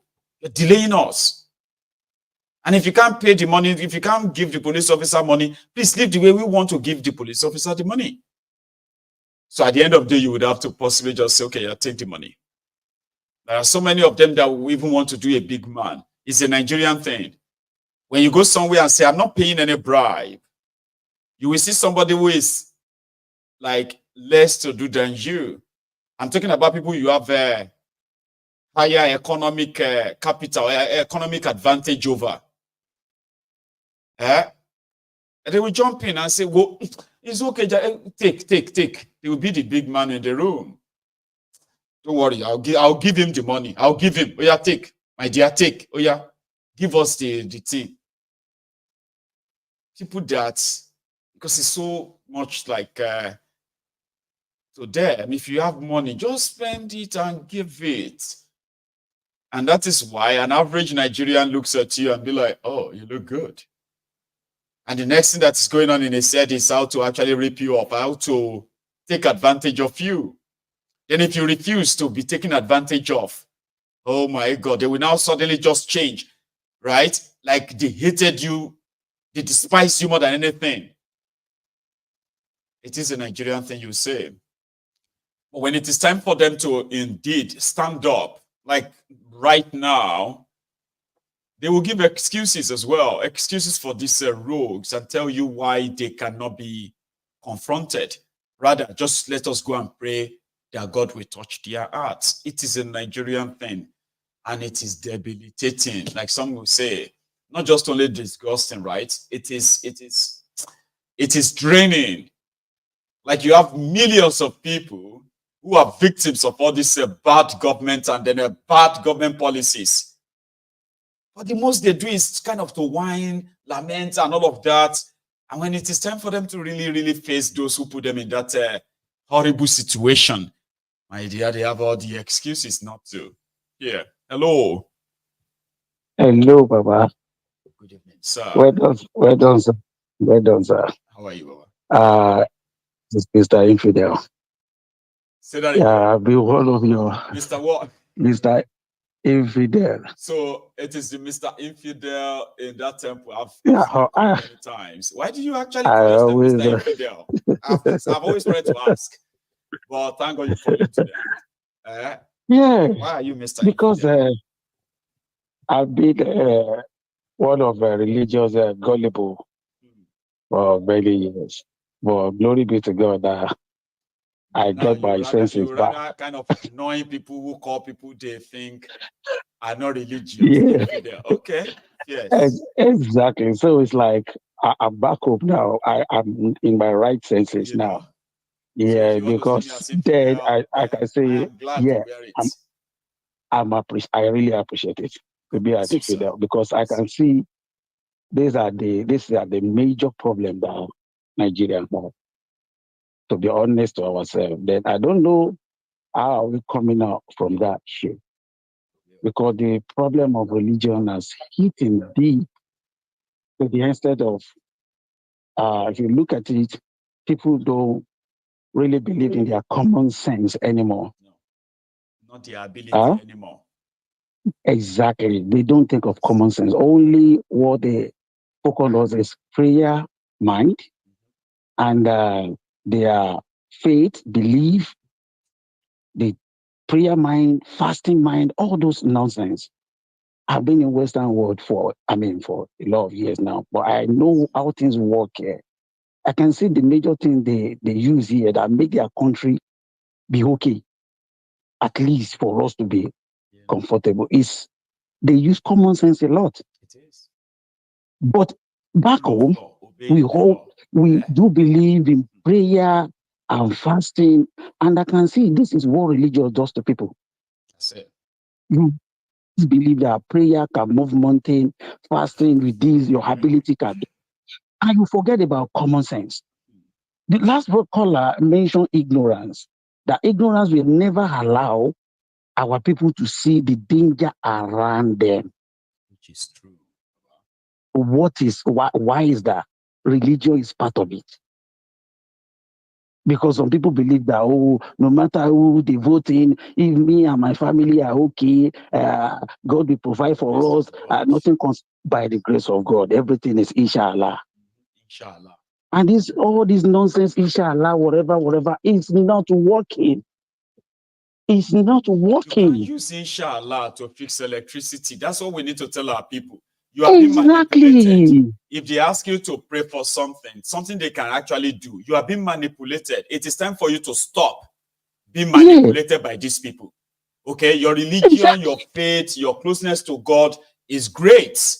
Keep it. Maintain it. Don't let politicians begin to manipulate you to use that your faith to come and use that to fix road. It doesn't work that way.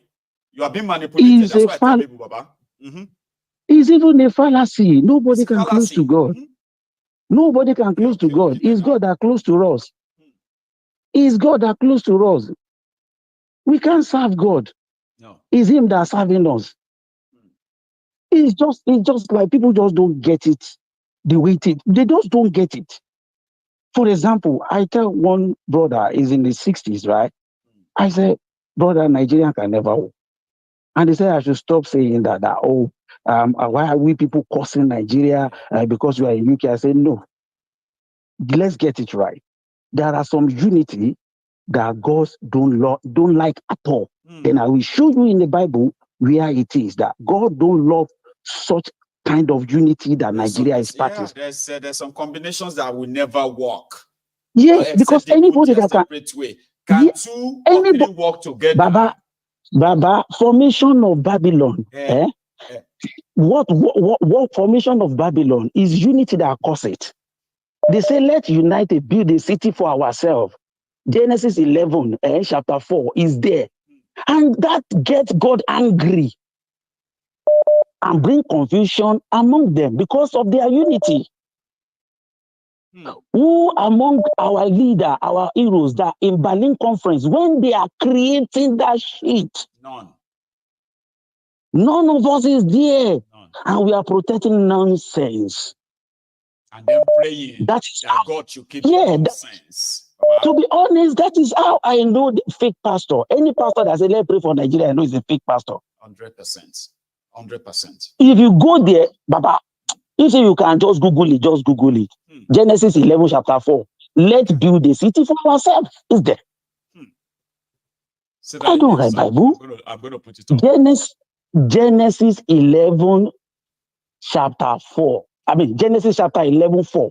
11, 4. Yeah. 11, 4. I'm with you. What is? Yeah, it's a let's build a city for ourselves. And when you read verse 7. I have it on my screen. Let me see if I can put that on for everyone else to see, because you are indeed just recommended that for all of us to see now, okay? Here is what I found, right? Yeah, okay, hang on. Where did I put that? Genesis. Sorry. 11:4. You know, I have it on the screen. It's just that I'm putting the wrong screen on. Okay. Well, you're right. Yeah. Genesis 11:4. 11:4.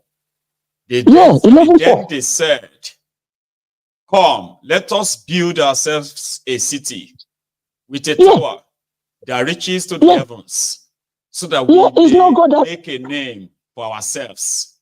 Otherwise, we will be scattered over the face of the whole earth. And they can you see that is their decision? Yes, sir. That is their decision. It's not God that God have created them, but some people say, let's build the city for our own, for ourselves, for their own good. So this European, and if you read nothing, and it's for themselves, not for Africa, for ourselves. Exactly. And it's working against we that represent Nigeria. The real indigenous people in those places. Is working against us. So the unity we are calling God to come and help us to build is God don't have business with such unity. God hates such unity. No. He hates such unity. No, there's no correlation. So I don't know why some Christians call yourself pastor and you can't see that praying for Nigeria. If you pray to thy kingdom come, nothing will change. They are just mocking God. We are mocking God. Because it's not more a news. You get that? It's blasphemy. Like blasphemy. You are secretly praying for criminals to take power. Some of you are their prayer spiritual leaders. You will see the sheikh, you will see the imam, you will see the pastor, you will see the bishop. They are the spiritual leaders of these rogues, right? So they are praying for them to lead. Then they went on to go and deceive their congregation and say, listen to your leaders, because Bible says, Quran says, and all of that. So it's in nobody's interest, honestly, but yeah. It's nobody's interest. To be honest, it's not more a news that Nigeria is the second most prayerful country in the world. So let's ask ourselves, is prayer working? It's not working. Think you can? It's not working. People just need to stand up. Yeah, if they could buy God. Exactly. They thought. That's not right. And we can tell. It's not right. There are some things that need common sense. To be honest, I believe that our people wake up on time before. Actually, it's getting too late anyway. The brother that I called last that said that, oh, they don't plan revolution. Fine. If okay, this one, as we can see, they already put the date out there. Yeah, and they are planning war. Okay, let's see what will happen, because something may lead to something. Something will have to lead to something. God bless you. That's what Something they I have to lead to something. I may not really kind of feel cool. You know, a lot of us, right? We are here. And somehow, this is our own protest. Okay? We spend enough time to make sure that our minds are filled with the right information and never to be manipulated by anybody again. That's our own way of protest. And every day we have been very consistent about it. But listen, when you see people who are like saying, we are going on the streets and we're going on this or that. Now, if the way we think they are planning this is not the way we want it to be, if we are not willing to go out there and organize it and do it there, just give them the support you can. Because one of these things will stick one of these days. These overzealous, corrupt, lawless criminals in Nigeria, they will have their cup filled soon. Now, if you see people coming out, that means there are willing people. Encourage them and support them until you have the millions. That's my own philosophy, sir. And I encourage everybody to do the same. Rather than feel like they're doing it right, just give them the support. Yeah. Let's see how it goes. Yeah, it's true. Let's see how it goes, because to be honest, people need to stand up. Yes. They need to stand up and face their oppressor, because Yoruba used to say something. One day, both to Alate to Koshi, no, other mamas, we used to say it in church. You know what all these things will continue. It will continue. Exactly. Right?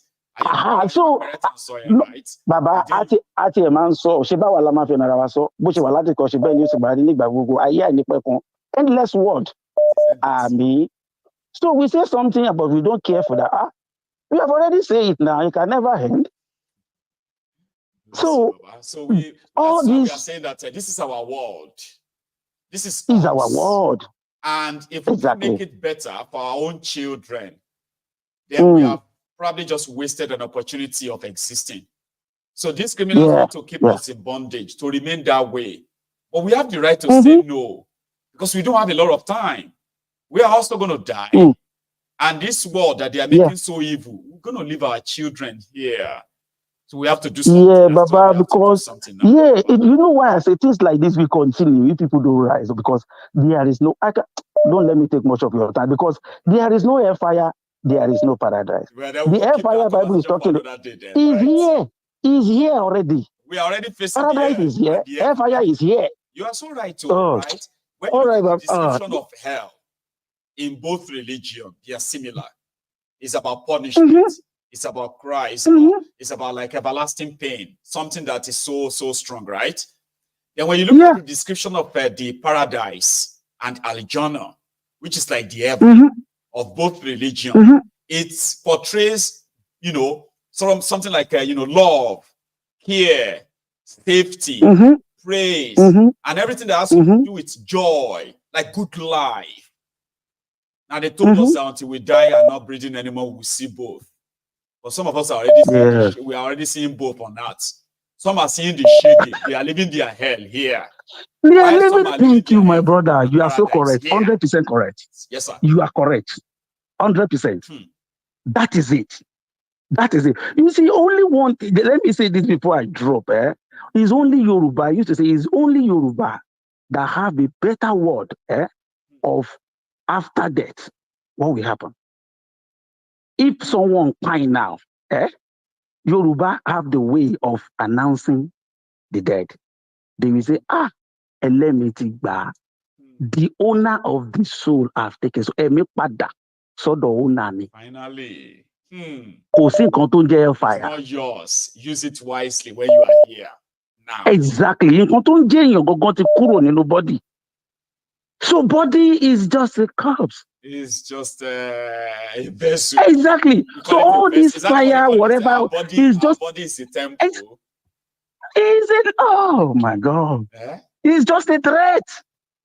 And the moment, fire is a threat. The moment the soul in this body leaves, the rest is just meat. Exactly. Go back to the owner. And now everything else is just meat. My God. Baba, Okay. infidel, Let me leave you, you are Baba. more, see, you like say you are deeper in religion than those who want to crucify you. Yeah, Baba, because I suffer for it. I suffer. I used to speak in tongues now, Baba. I took my time. I will just say some. All right. Bless you so much. Thank you so much. Yeah. For Thank you, sharing sir. this All right. tonight. Bye. Cheers, sir. So that's an infidel. Those of you who know him very well in the on YouTube, possibly you probably have read a lot of his his own views in the comment section a few times. Now he's on the phone. So I have another caller here. Hello. Yeah. Hello, Maiyegun. Good evening. Good evening, sir. How are you? Yeah, it's Wale calling. That's Walex, sir. And how are you today, Baba? I'm good. And you? Yeah, like surviving. Thanks for asking. Thanks for all you do. Honestly, I don't know how you do it. I keep saying it, but you, with your passion and what you believe in, it has to be, because for you to do something non-stop consistently, nah. I give it to you. I just want to make sure that to make sure that everyone that believes that the right thing should be done, they deserve. You see, it's like winning soul, Baba, right? Winning soul means that it takes a lot for people to say, I'm going to see things differently. And this guy has been so consistent and he's been showing it. It's high time I actually look into what he's saying. Then you took time and look into it. We're like, oh my God, this is not bad.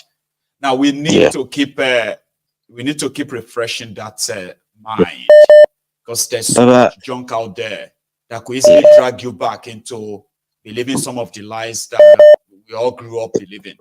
So yes, exactly. It is always worth it, and I appreciate every one of you that spends your evening with me. I do. Baba, the thing is, as much as you are doing what you are doing, I think every single one of us watching this should be doing our own part. And what I mean by our own part is, we have friends, we have relatives, we have a family. We should be drumming what you are drumming, what we are hearing, getting them to see, because it looks like so many people are blind and deaf and dumb. They don't care. I'll tell you an example of what happened. I'm in a situation where my job, I've come across some Nigerians that they pay ridiculous amount of money to come and study here. And I use that opportunity to kind of like, guys, what is any magic that you are seeing here? You're in the classroom, you see light never goes off, you see the cleaning, you see everything in order. Is it an angel or ghost or alien that put all this thing in place? Hey, he's our leader. I said, no. I hate hearing that. We had a problem because your sister, my brother, my auntie, my uncle are part of those who are praising the agbados.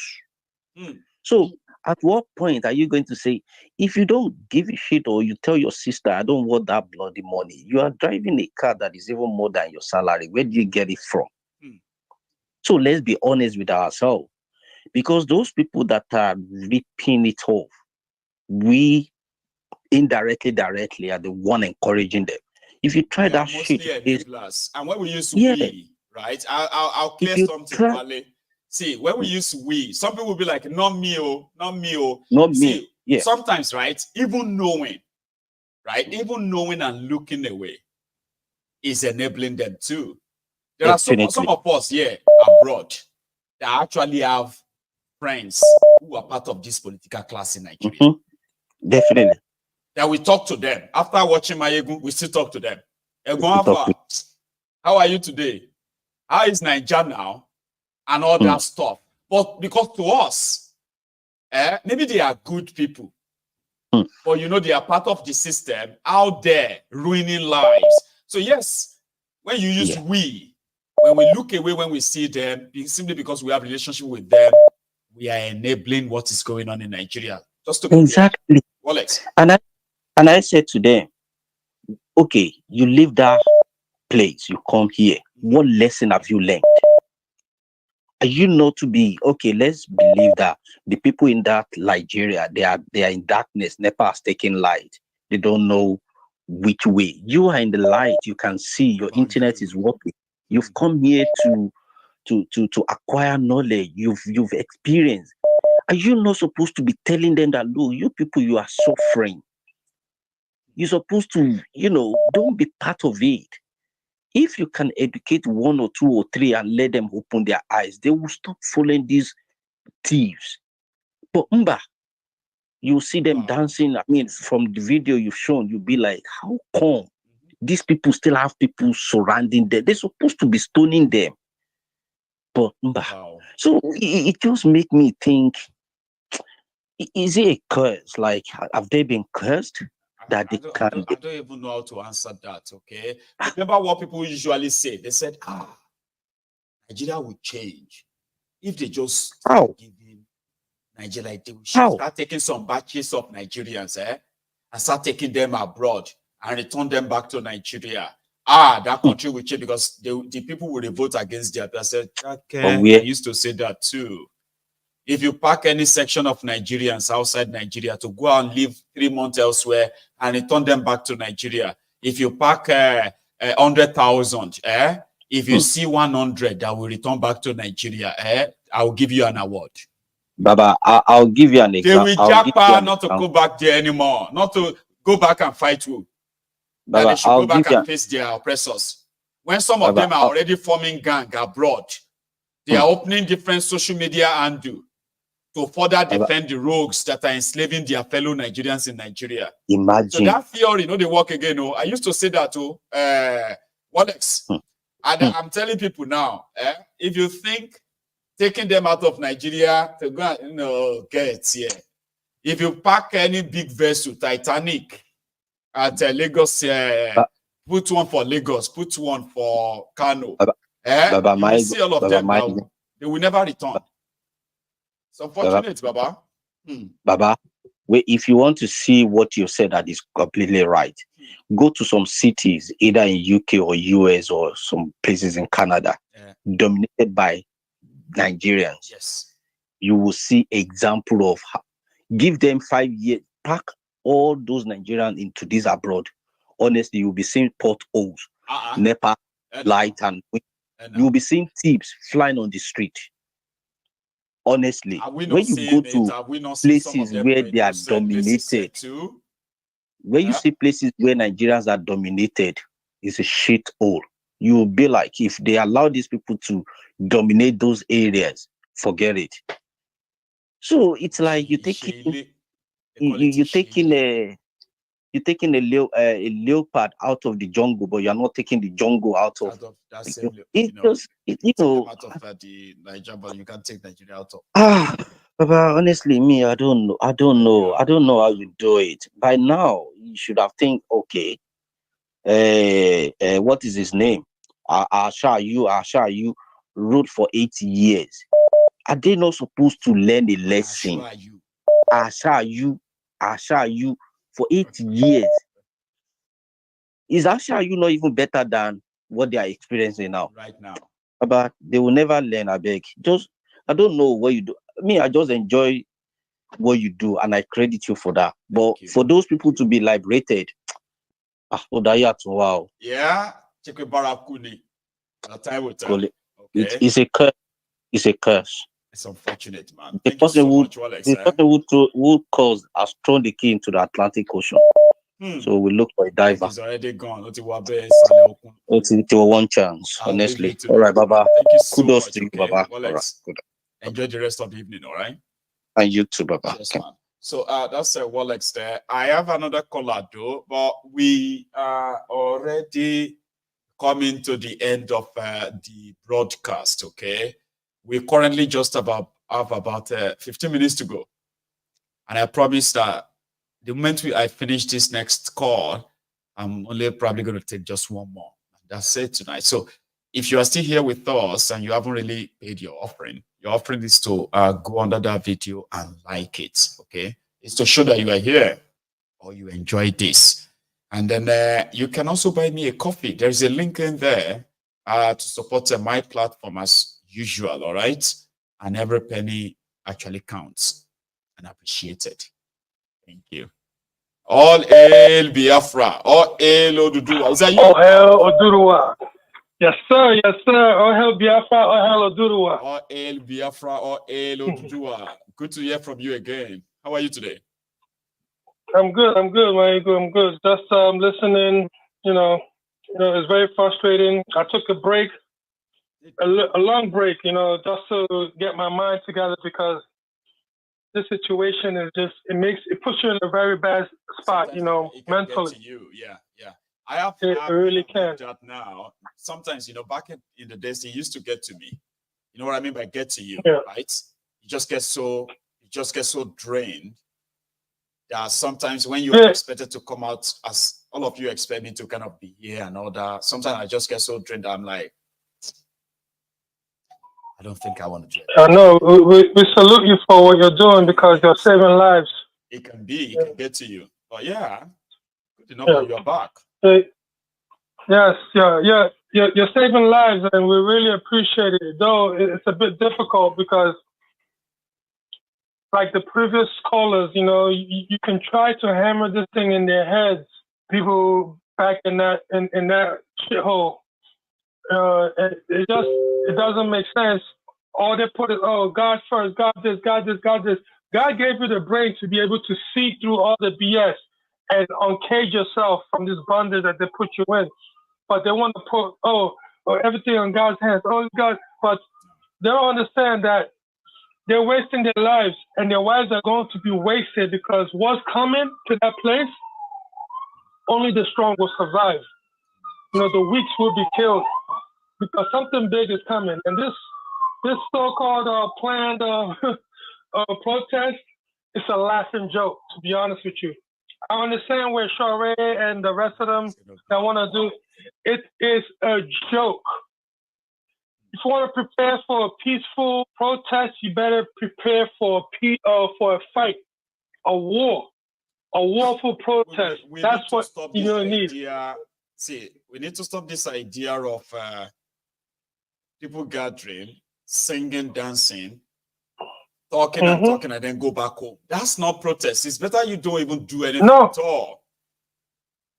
No, it's not. I've been through many protests, even here in America. Protesting for the IPOB stuff and all this other stuff. People are just not taking it serious. When you go to a protest, there's no music, no nothing. You're supposed to be there, just it's about speech, showing. It's about demands, and then you kind of have to begin to walk around protecting the protesters who are going to stay overnight, or if it's going to be like, oh, we're going to stay all day out, or we're going to be resuming every day at this social point, not far away from the government buildings and all that. Now, that's something that I can really work with, right? And say, yeah, this one will be effective. But the other one is they're calling for protest, right? And then you begin to see maybe about 5-10 people coming. And you'll be like, no, this is not protest. No, this is not going to be effective. It's unfortunate. They have captured them, but like I said, it's not too late because the only language that the zoo government understands is fire with fire. The day they grow some balls and start fighting fire with fire, if they kill you, you kill them. That's when they really start waking up. Right now, this peaceful thing is past peaceful thing anymore. They have killed enough. They killed enough of you people. They have literally. I have uncles. When I look at them, or when I go back, you just see them just withered away like a skeleton. And this is what Nigeria has done to them. People with great minds and ambitions and all that stuff withered away because of the system, become beggars, And the things that they're doing in order to earn money now, it's unbelievable. They can even sell you your own flesh and blood. They'll sell just to make money. So people better wake up, put this Bible thing to the side. You've prayed enough, and now it's time for action.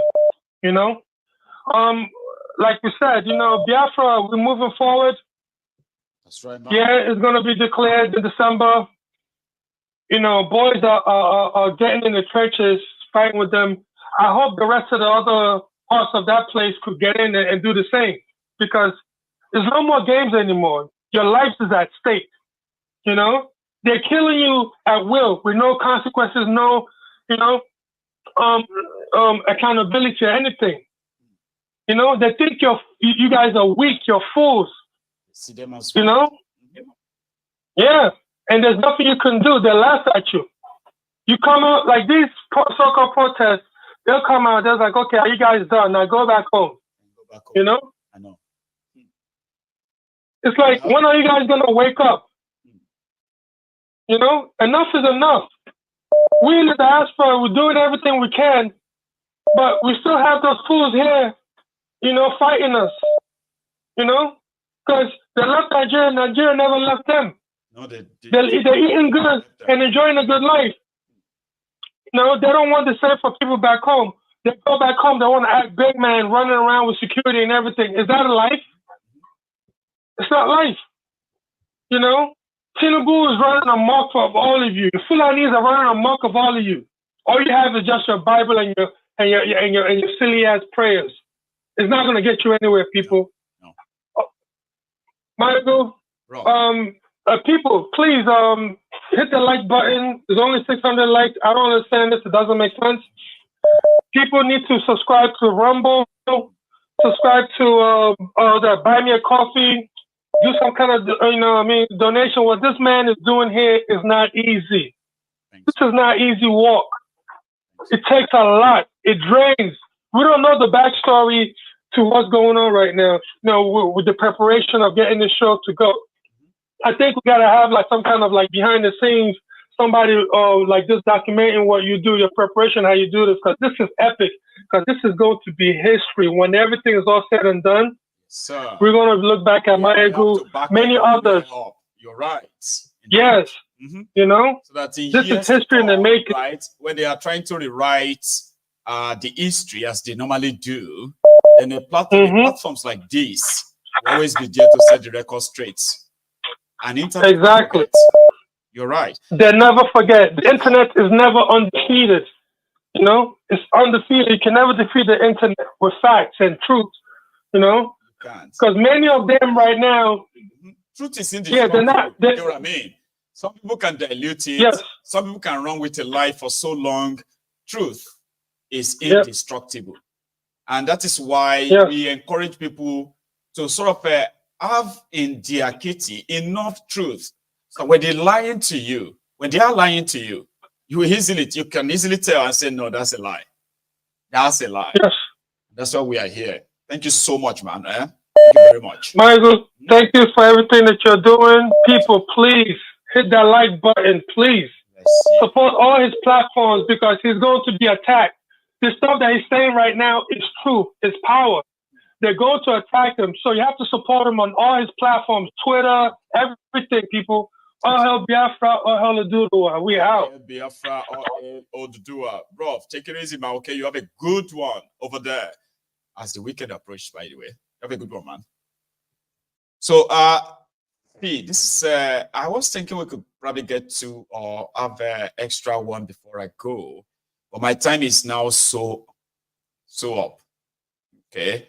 That we would just have to call it a night now. So thank you to everybody again.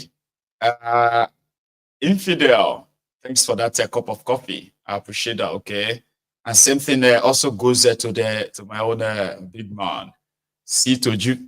Thanks for the coffee as well, and to every one of you as well who reached out through the super chats. Thank you. And others who have always been the Afeniferes, the well-wishers who are the main foundation of this temple, the temple of truth. Dear Templars who have always been sharing, liking, and others. Thank you. And I thank you all the time. As you thank me for always being here, I thank you too for always being there. Right? I'm going to see you again. Right? And that will be tomorrow. Thank you so much. Enjoy the rest of your night or evening. And good night.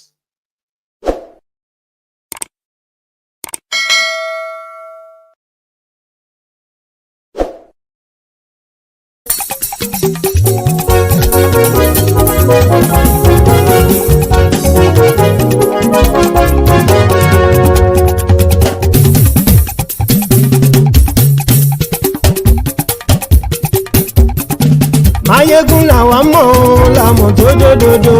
Maiyegun Diary, Maiyegun Maiyegun làwa mọ̀ làmọ̀ tó dòdòdò. Maiyegun Diary, Maiyegun Maiyegun ti dé o ọ̀rẹ́ ara yìí. Maiyegun Diary, Maiyegun lórí Facebook lórí YouTube. Maiyegun Diary, Maiyegun gbogbo bó ṣe ń lọ ni Maiyegun já wa sí. Maiyegun Diary, Maiyegun àṣírí ọ̀jẹ̀lú kì í bò níbẹ̀ o. Maiyegun Diary, bó bá ṣe eré àní Maiyegun máa wí. Maiyegun Diary, ó sì tún ṣe eré wàá gbọ́ níbẹ̀ o. Maiyegun Diary, Maiyegun Diary, Diary Politico. Maiyegun Diary,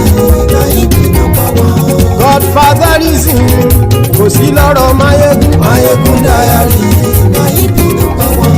ẹ farabalẹ̀ sẹ́ o kẹgọ́rọ̀ lẹ́nu o. Maiyegun Diary, àní Maiyegun làwa mọ̀ tó dòdòdò. Maiyegun Diary,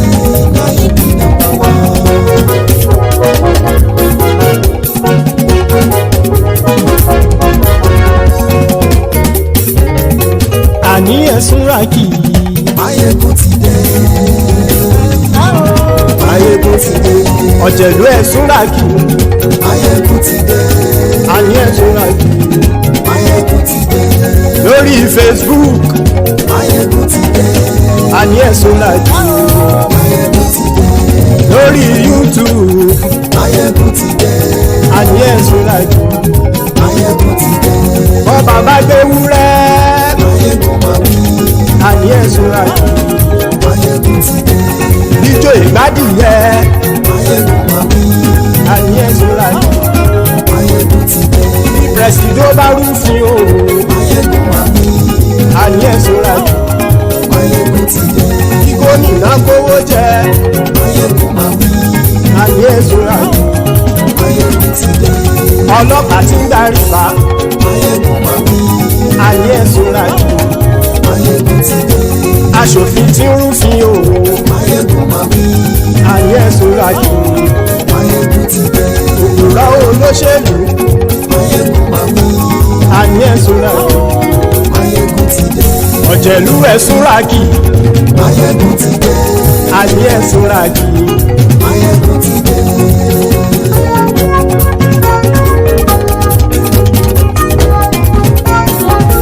Maiyegun ti dé. gbogbo ọ̀jẹ̀lú ẹ̀sùn ràkì. Maiyegun ti dé. gbogbo ọ̀jẹ̀lú ẹ̀sùn ràkì. ṣùgbọ́n ní bá ti ṣe èyí tó yẹ kí wọ́n ṣe ọmọ bá dèrò ní fi wọ́n níran o. Maiyegun ti dé. Gbogbo ọ̀jẹ̀lú ẹ̀sùn ràkì. Maiyegun ti dé. Gbogbo ọ̀jẹ̀lú ẹ̀sùn ràkì. ṣùgbọ́n ní bá ti ṣe yìí tó yẹ kí wọ́n ṣe ọmọ bá dẹ́rọ̀ ò ní fi wọ́n níran. wọ́n fowó bẹ́ẹ̀ o Maiyegun ó sọ pé wọ́n ò bẹ́ẹ̀ wọ́n fowó bẹ́ẹ̀ Maiyegun ó sọ pé wọ́n ò bẹ́ẹ̀ oníkan ṣáàtì ṣe èyí tó yẹ kí wọ́n ṣe fáwọn ará ìlú tó gbé wọn débẹ̀ o àyè. Maiyegun ti dé gbogbo ọ̀jẹ̀lú ẹ̀sùn ràkì. Maiyegun ti dé gbogbo ọ̀jẹ̀lú ẹ̀sùn ràkì. ṣùgbọ́n ní bá ti ṣe yìí tó yẹ kí wọ́n ṣe ọmọ bá dẹ́rọ̀ ò ní fi wọ́n níran. kì máa yí ṣe eré ọ̀rọ̀ yìí kì í ṣe ẹ̀fẹ̀ kì máa yí ṣe eré ọ̀rọ̀ yìí kì í ṣe ẹ̀fẹ̀ ẹni bá ti lè lẹ́bọ̀ lẹ́rù o ọmọ bá dèrò kàṣà ìtú wọn síta.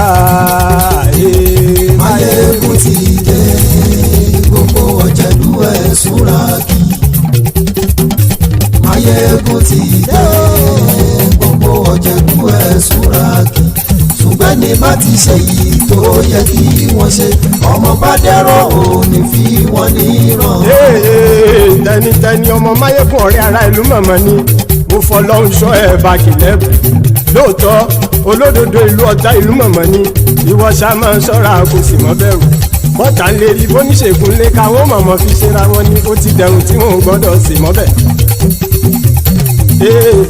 èèpo ọ̀bọ lọmọ bá dérò tàjẹ́ ò gbọ́dọ̀ jẹ́ ó ti dọba lórí àbínú ẹni kò sì mọ́ bùyà àìsíwọ́lu ní ẹnìkẹ́ ìgbódì ẹyin lábàrá ó kó ẹni tó bá dán wò á kàmù Máyégún ti dé gbogbo ọ̀jẹ̀lúwẹ̀ túnra kì Máyégún ti dé gbogbo ọ̀jẹ̀lúwẹ̀ túnra kì o ẹ̀yin bá ti ṣe yìí tó yẹ kí wọ́n ṣe ọmọ bá dèrò òní fi wọ́n níran o. Máyégún ti dé gbogbo ọ̀jẹ̀lúwẹ̀ túnra kì Máyégún ti dé gbogbo ọ̀jẹ̀lúwẹ̀ túnra kì ṣùgbọ́n ní bá ti ṣe yìí tó yẹ kí wọ́n ṣe ọmọ bá dẹ́rọ̀ ò ní fi wọ́n níran.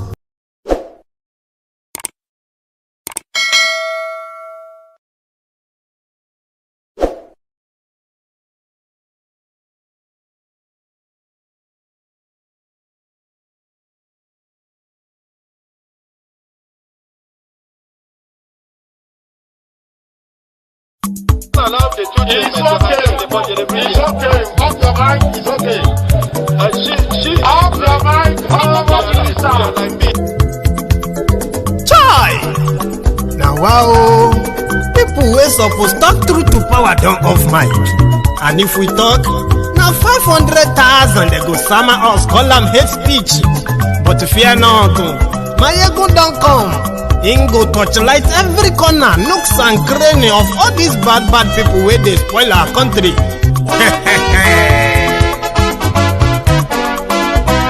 So my people make we laugh, oh yo yo, Maiyegun don come, oh yo yo.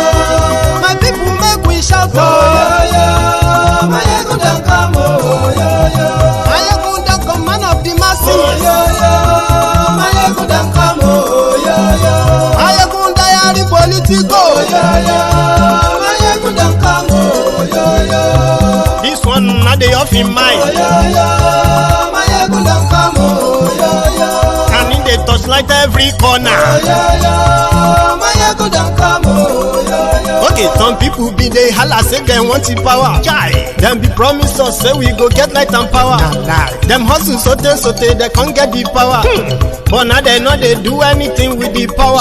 Every day, dollar just they get it higher power over naira. See them talk say make we off mind, but thank God say Maiyegun don come. So my people make you laugh, oh yo yo. Maiyegun don come, oh yo yo. My people make we shout, oh yo yo. Maiyegun don come, oh yo yo. Maiyegun don come, man of the masses, oh yo yo. Maiyegun don come, oh yo yo. Maiyegun diary Politico, oh yo yo. Maiyegun don come, oh yo yo. This one not dey off in mind, oh yo yo. Maiyegun don come, oh yo yo. Person wey dey do evil no wan make person talk. Dem say that Maiyegun, that man too dey talk. He too dey talk. Say Maiyegun diary, he dey hot like pepper. But every day dem dey take money in bulk. Poor man pikin dey the street dey hawk. Still dem talk say make we no talk, but thank God say Maiyegun don come. So my people make you laugh, oh yo yo. Maiyegun don come, oh yo yo. My people make you shout, oh yo yo.